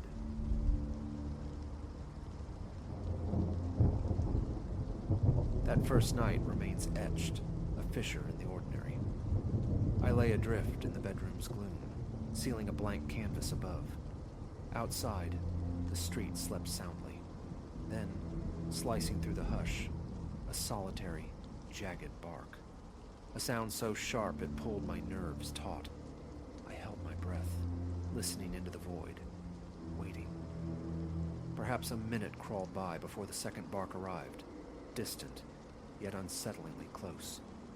From the tangled bushes flanking the fence, the narrow alley shadowing the garage. Impossible to pinpoint. I willed it away, squeezed my eyes shut, focused on the rhythm of my own breathing. But it persisted, a relentless, punctuated intrusion upon the silence. Frustration bloomed, hot and useless. I did nothing that night but endure, waiting for the dawn's gray relief. The following evening, I courted sleep early, hoping oblivion might shield me. Futile. Around the same hour, past midnight's threshold, the noise returned. Not a continuous clamor, but eruptions of sound. A bark, sometimes two in quick succession, then a stretch of charged silence, broken again. My gaze fixed on the window pane, a rectangle of deeper black. Rise? Confront some feral cur in the dead of night. The thought repelled me, yet the irritation gnawed, relentless. Sleep, precious sleep, was being stolen. After half an hour of this sonic torment, I dragged a pillow over my head, a flimsy barricade. It muffled nothing. The urge to fling open the window and roar into the darkness warred with a primal reluctance to reveal myself, to invite trouble. What if it belonged to a neighbor? Acrimony was the last thing I needed. Silence won. I harvested maybe 3 hours of ragged rest. By the third night, exhaustion had claimed me. A walking wraith, eyes gritty, neck a column of stone, mind sluggish and heavy. This time, I met the darkness awake, seated, a sentinel in my own home, anticipating the inevitable intrusion. It came. On stiff legs, I padded to the kitchen, eased the back door open a mere sliver, listened. The bark sounded nearer now, just beyond the warped planks of the fence, perhaps nestled by the corner of the squat garden shed. My fingers closed around the cool metal of a flashlight from the utility drawer. Silence stretched again. Then, another bark, seemingly displaced, further left this time. I stepped onto the small concrete landing outside. The night air, unexpectedly cold, raised goose flesh on my bare arms, clad only in a thin t-shirt and sweatpants. I swept the flashlight's beam along the fence line. Emptiness stared back. I clicked it off, waiting in the sudden blindness. The bark sounded again, recognizably canine, yet dissonant. A low, gravelly quality resonated beneath it, something fundamentally off that coiled unease in my gut. Retreating inside, I slid the bolt home and remained in the kitchen's stark quiet until the first hints of sunrise bled through the window. Sleep, when it finally came, was was a shallow 2-hour affair. Night 4 arrived, and with it, the end of my passive endurance. Enough. I would venture out, probe the perimeter, crawl through brambles if necessary. Preparation began at dusk. Sturdy jeans, laced boots, a jacket bristling with pockets, a brighter, heavier flashlight clutched tight. I waited, poised. The familiar bark sounded its prelude, moving with deliberate stealth, muffling the click of the latch, the groan of the gate. I slipped into the backyard. Flashlight off, I stood motionless, letting my eyes adjust, straining my ears. A faint susurrus, like breathing, feathered the air, or perhaps only the echo of my own strained respiration. Then, the bark, undeniably from behind the fence. Flashlight ignited. I passed through the side gate onto the neglected ribbon of earth bordering my property. A flimsy chain-link barrier separated my small domain from a patch of untamed land. A tangle of weeds, wild grasses, skeletal shrubs. Far off, a lone street lamp cast a weak, indifferent glow, leaving this area shrouded. My beam interrogated the ground. No clear paw prints, just crushed grass suggesting recent occupation. I swung the light in a slow arc, probing the deeper shadows. A rustle, the distinct sound of weight shifting on dry leaves. I snapped the beam towards the source. Something crouched there. Too large, surely, for a typical stray. It hugged earth, yet the silhouette of its head and shoulders possessed a disturbing irregularity. No discernible fur. Its hide appeared pallid, grayish, absorbing the light dully. It swiveled its head towards me. Eyes caught the beam, but lacked the familiar, fiery green or gold reflection of nocturnal animals. They were flat, lusterless, returning the light unevenly, like chips of obsidian. I remained rooted, silent. My heart hammered against my ribs. Sweat prickled my brow. My grip on the flashlight became bone white. The creature emitted a soft, guttural noise, not quite a growl, more a low grunt. Then it barked. The sound, so close, made me flinch, take an involuntary step back. It didn't flee. It held its ground, crouched, observing me. I registered the wrongness of its form. Limbs too elongated, hind legs bent at an unnatural angle. I tried to sharpen the focus, but the creature shifted, sliding sideways with an unnerving fluidity, still low, melting behind a dense clump of whispering grass. For a long minute, maybe two, I stood listening. The distant drone of traffic, the electric hum of the far-off lamp, the frantic pulse in my own ears. No more barks. Eventually, I doused the light and retreated to the perceived safety of my yard. The gate clicked shut behind me. Inside, I sank into a living room chair, profoundly unsettled. What was that? No dog I had ever seen. Something other. And I hadn't the faintest idea what to do. The next day blurred past in a haze of caffeine and distraction. Work was a pretense. The image of the crouching thing replayed behind my eyes. The urge to confide, to share the burden of this strangeness, warred with the certainty of disbelief, of ridicule. Losing it, they'd think. So I kept my counsel, reasoning with myself.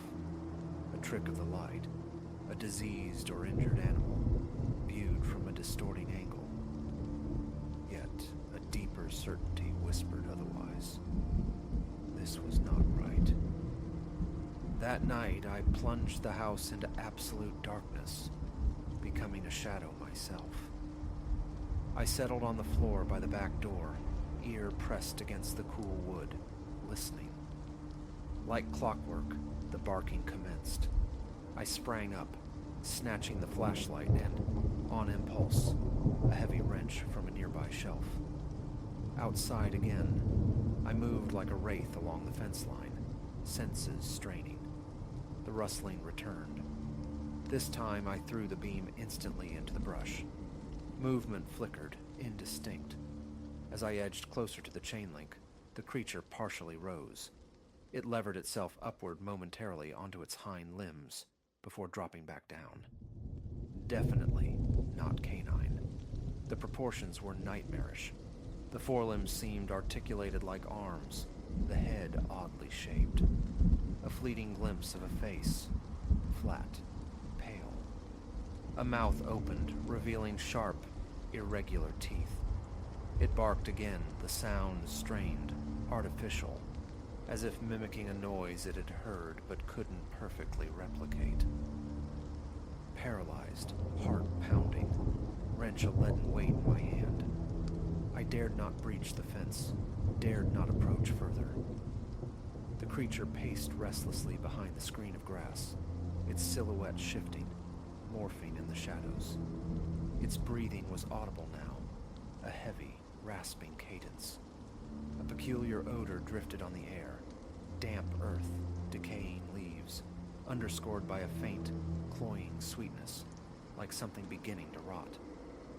A primal urge screamed retreat, yet morbid curiosity held me fast.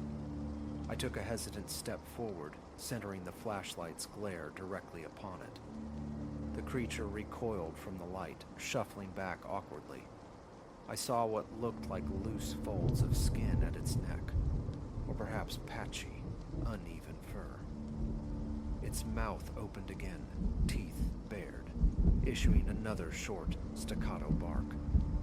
Another step from me, and it darted sideways with startling speed, vanishing into the unlit depths. I heard the crash of it pushing through brittle undergrowth, then nothing. Back inside, lock secured, I sat heavily. A fine tremor ran through my hands. My throat felt like sandpaper. I poured tap water, drank slowly, the coolness doing little to quell the frantic rhythm in my chest. What name could I give such a thing? Some malformed beast, yes, but unlike any known creature. Its bark, a hollow imitation. Why here, night after night? Was it searching for sustenance? Had it wandered from the wilder lands beyond the housing plots? Yet this was a mundane neighborhood. Rows of modest homes, fenced yards. No local lore spoke of monsters. Over the ensuing nights, my tactics varied. I tried silent observation, peering through knotholes in the fence. Once I glimpsed its back, a hunched spine, sparse tufts of dark hair clinging to pale, unhealthy-looking skin. It continued its periodic barking, like sonic probes into the darkness. I whistled softly. No reaction. I tossed a pebble into the brush. It merely flattened itself further into the shadows. Cautious, yes, but not truly fearful. It never trespassed, always remaining just beyond my boundary. The barking maintained its schedule, commencing near midnight, intermittent bursts for an hour or two, then cessation. I never witnessed its departure. The sounds simply stopped, leaving me to wonder if it crept away unseen or merely waited, motionless, until my vigil ended. Paranoia began to take root. I draped old blankets over the windows, blocking any betraying light. I dimmed my phone screen to nothing. I sought to ambush it, to catch it unaware. Success remained elusive. Each encounter yielded only fragments, a distorted shape, a suggestion of a face, the silhouette of limbs too long, too jointed. Sometimes I imagined I saw articulated fingers gripping a branch for balance instead of paws. The notion of it possessing hands sent a fresh wave of revulsion through me. After a week besieged, sleep-starved and frayed, The thought of involving others surfaced again. But who? Animal control wouldn't respond at night for mere strangeness. The police would likely dismiss a report of an odd animal. My neighbors remained distant acquaintances. Confessing this would surely brand me unstable. The secret remained mine. I began stealing sleep during the day, napping after work to arm myself for the nocturnal siege. One night brought a new strategy. I rigged a motion-activated light near the fence, a small battery-powered unit aimed at the creature's usual haunt. Perhaps sudden illumination would startle it into revealing more. Midnight passed. The barking began its familiar cadence. I watched from the darkened house, peering through a sliver in the curtains. A few barks later, rustling, then flood. The motion light flared. For a stark second, the creature was fully illuminated. It stood on all fours, spine sharply arched, skin rough and diseased-looking, thin hair tracing its shoulders. Its head was turned fenceward. I saw the face clearly this time. Flat nose, wide mouth filled with uneven teeth, small, dark, sunken eyes. It jerked its head towards the light, startled or perhaps finally noticing the source. It backed away with an ungainly shuffle. The forelimbs bent like elbows, the hind limbs like human knees in a deep crouch. It lowered itself swiftly and was swallowed by the darkness beyond the light's reach. A sickening realization dawned. This was no mere animal. Its movements were too unnatural, its barks too deliberate, too learned. Nausea churned in my stomach. My hands trembled violently. I stumbled to the bathroom, splashed cold water on my face, feeling the clammy sweat beneath my shirt. I stayed quiet, listening. After the motion light timed out, a few more barks sounded, fainter now, hesitant. Then, silence descended once more. The following day, the urge to flee was strong. Stay with a friend, escape this nightly horror. But flight felt like surrender. I needed to understand. That night, when the barking started, I threw open the back door and yelled, "Hey!" My voice cracked, loud in the stillness. A pause in the barking. "Go away," I shouted again, trying to inject fury I barely felt past the fear. Silence held for a beat, then the barking resumed, softer, almost mocking. I grabbed a length of metal pipe from the garage and hammered it against the fence posts. Clang, clang, clang. The barking ceased abruptly. I heard movement, a scrambling retreat, then profound quiet. For a long while, I waited. The barking did not return that night. A fragile hope flickered. Perhaps I had finally driven it off. Vain hope. The next night, it was back. I repeated my aggressive display, shouting, banging the pipe. This time, it had no effect. The intermittent barking continued unabated. Flashlight in hand, I went out again, sweeping the beam through the chain link. I spotted it several yards back, partially obscured by shrubs. It was sitting almost upright, one hand-like limb braced against a low branch. It barked once more, directly at me. "Leave me alone," I yelled, voice raw. It turned its head slightly, a slow, deliberate movement, then crawled away on all fours, dissolving into the shadows. In the days that followed, I tried resignation. Earplugs offered little defense against the penetrating sound. Quiet music was useless. I survived on snatched moments of sleep, navigating my days in a perpetual fog of fatigue. The routine became grimly familiar. Night falls. I listen. The barking begins. I either attempt to ignore the inevitable or step outside, flashlight beam cutting futilely into the darkness. I never found definitive tracks. No scat, no shed fur, only the persistently flattened grass, the occasionally disturbed patch of earth. Eventually, the frantic need to understand subsided, replaced by a weary acceptance. There was something out there, beyond my comprehension. It never attacked, never crossed the boundary into my yard. It kept to its territory, marking the nights with its strange, forced barks, revealing itself only fleetingly when provoked by my searching light. Driving it away felt impossible. The barking became a nightly constant, and I learned to exist around it, sleeping in fragments, enduring the exhaustion. My mind still circles the question of its nature, but proof remains elusive. All I possess are these nocturnal fragments, the smell of damp earth and decay, the unsettling silhouette hunched in the darkness, the grating sound of that unnatural bark. I don't know its purpose. I don't know why it chose the edge of my property. I only know it is there. And so, night after night, I keep the flashlight within reach, check the locks, and wait for the slow return of the sun.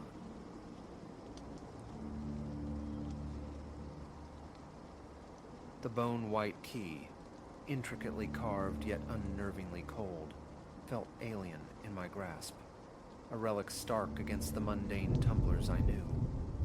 Before the cabin's storm-grayed door I stood, a shiver tracing my spine unrelated to the alpine air's bite. Solitude I'd sought, a quiet womb for the novel gestating within me. But this place resonated with a wrongness, a dissonant chord vibrating just beneath the surface of the pines. Had I grasped, even dimly, that turning this key meant unlocking a threshold into horrors far exceeding mere imagination. My name is Ilara Vance. From Portland, I write stories of shadow and suspicion, and at 38, flush with the success of my last book, I'd prescribed myself this month-long isolation, deep within the remote embrace of the mountains. Peace, the listing murmured.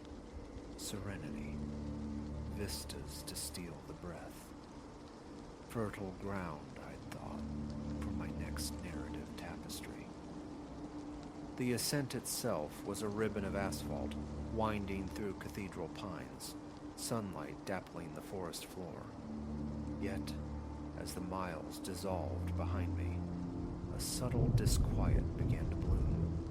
The woods seemed to lean inward, their shadows pooling deeper, more unnervingly profound than the afternoon light should allow.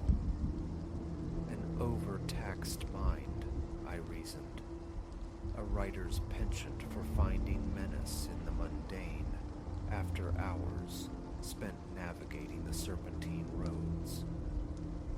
And the cabin, a log-built affair, 2 stories tall, possessing a broad veranda and generous windows, seemingly plucked from some idyllic illustration. That initial night unfurled without incident. Bags were emptied, belongings arranged, nascent ideas for the book tentatively scratched onto paper. But sleep, when it came, was thin, perforated by sounds I almost convinced myself were imagined. Susurrations like dry leaves skittering within the walls, fading the moment consciousness sharpened.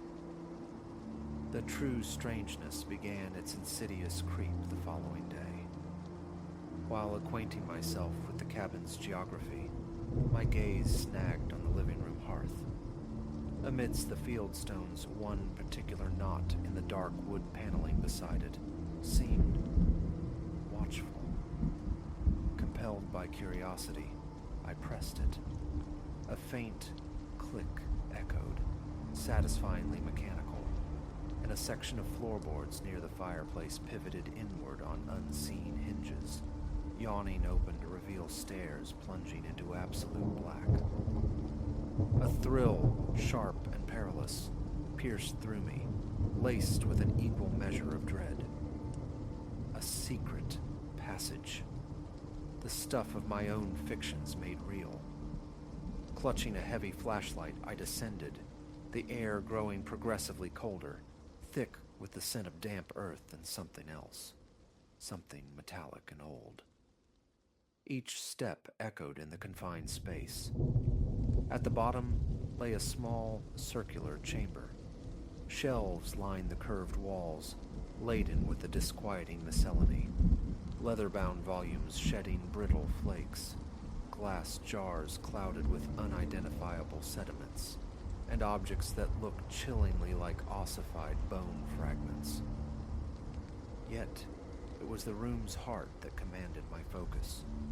A simple stone pedestal stood there, supporting a tome of forbidding antiquity. Its cover stretched over boards with a texture I prayed wasn't tanned human hide. Every fiber of my being screamed retreat, yet I drifted closer, drawn by a morbid gravity. Symbols, unlike any script I knew, writhed across the cover, seeming to subtly shift in the flashlight's beam. As my fingers brushed the surface, a palpable jolt, cold and electric, surged up my arm. Instantly, the whispers I'd faintly perceived the night before swelled, insistent now, seeming to emanate directly from the book itself.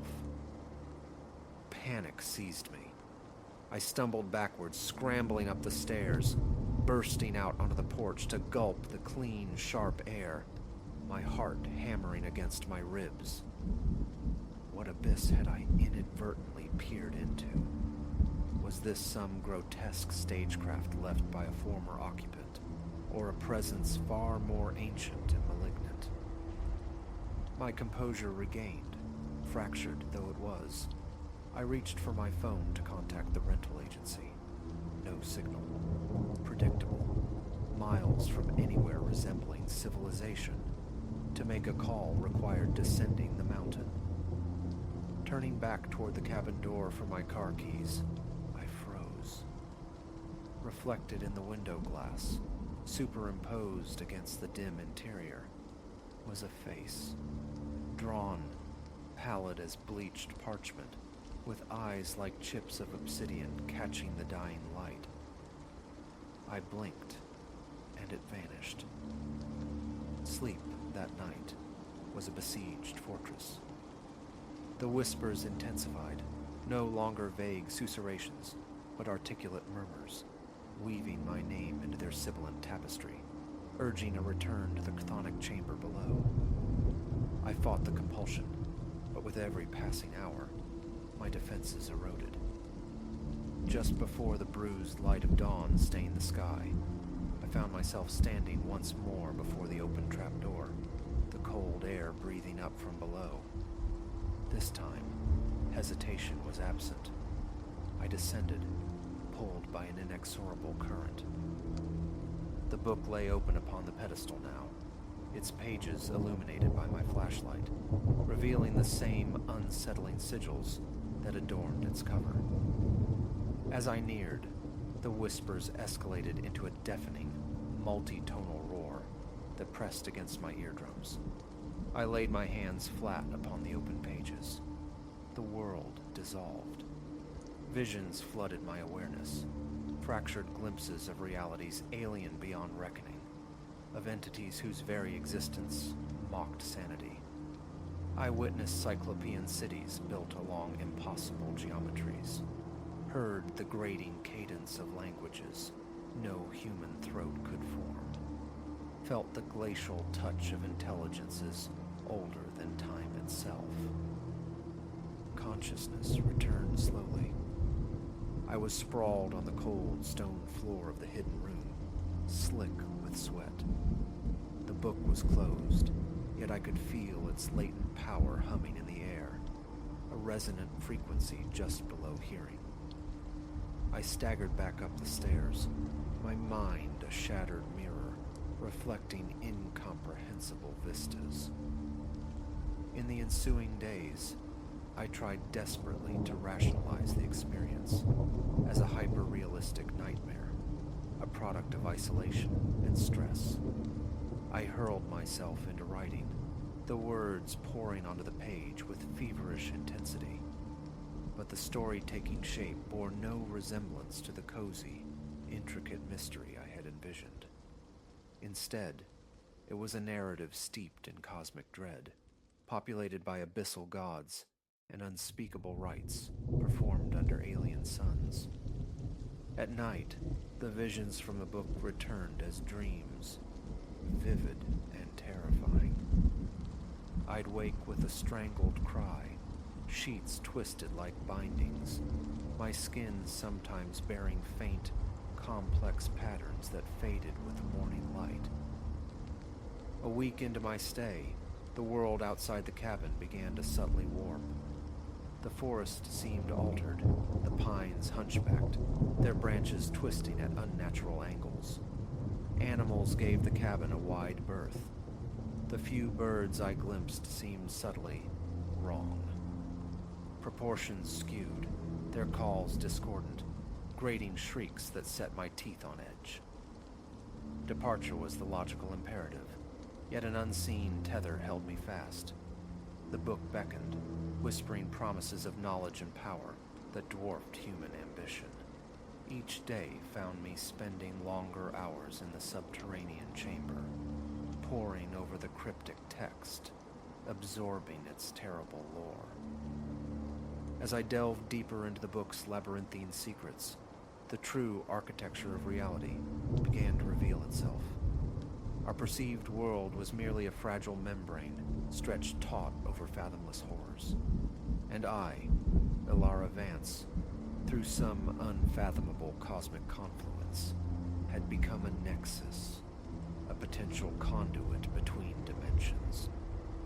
On the night of the full moon marking my third week, I enacted the ritual detailed in the book's final, brittle pages.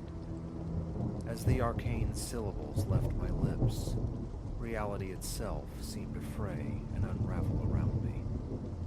The cabin's familiar log walls dissolved like smoke, revealing a vast, star-strewn emptiness that stretched into infinity.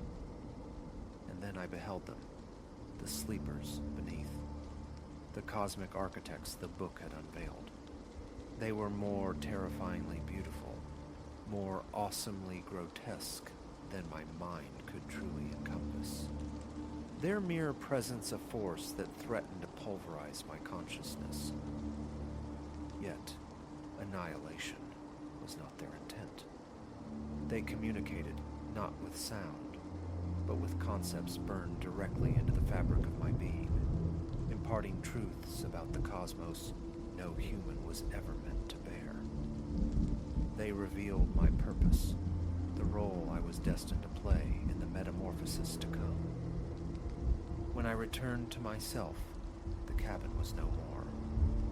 In its place stood a towering edifice of impossible angles and shadowed recesses, a temple humming with alien energies, consecrated to the sleepers beneath. And I was irrevocably changed. The human shell remained, but the essence within was transformed, augmented.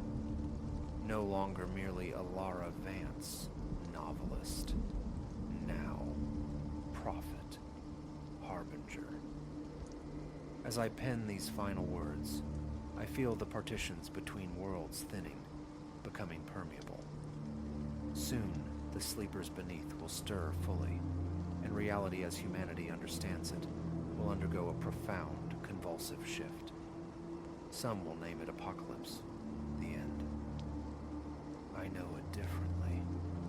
It is not cessation, but transfiguration, a cosmic parturition, ushering in an aeon of simultaneous wonder and terror. Let whoever finds this account understand. The quiet cabin in the woods was never just a rental property. It was a lock, a gateway, a crucible wherein I was unmade and forged anew. And while a vestige of the woman I was mourns that lost self, the greater part of me exults in the vast, cold clarity of what I have become. The key that opened a simple wooden door also unlocked the very structure of the universe. Now, as the celestial alignments fall into place, and the great old ones shift in their non-Euclidean slumber, I stand poised to open the final door for them, to welcome their terrible majesty back to a world that has forgotten their dominion. The whispers have become a symphony, and soon, imminently, soon, all the world will hear its discordant, mesmerizing song, and in hearing, they will grasp the truth I now embody, that measured against the infinite void, our lives, our world, all we cherish, are but phantasms in the dreaming mind of slumbering gods.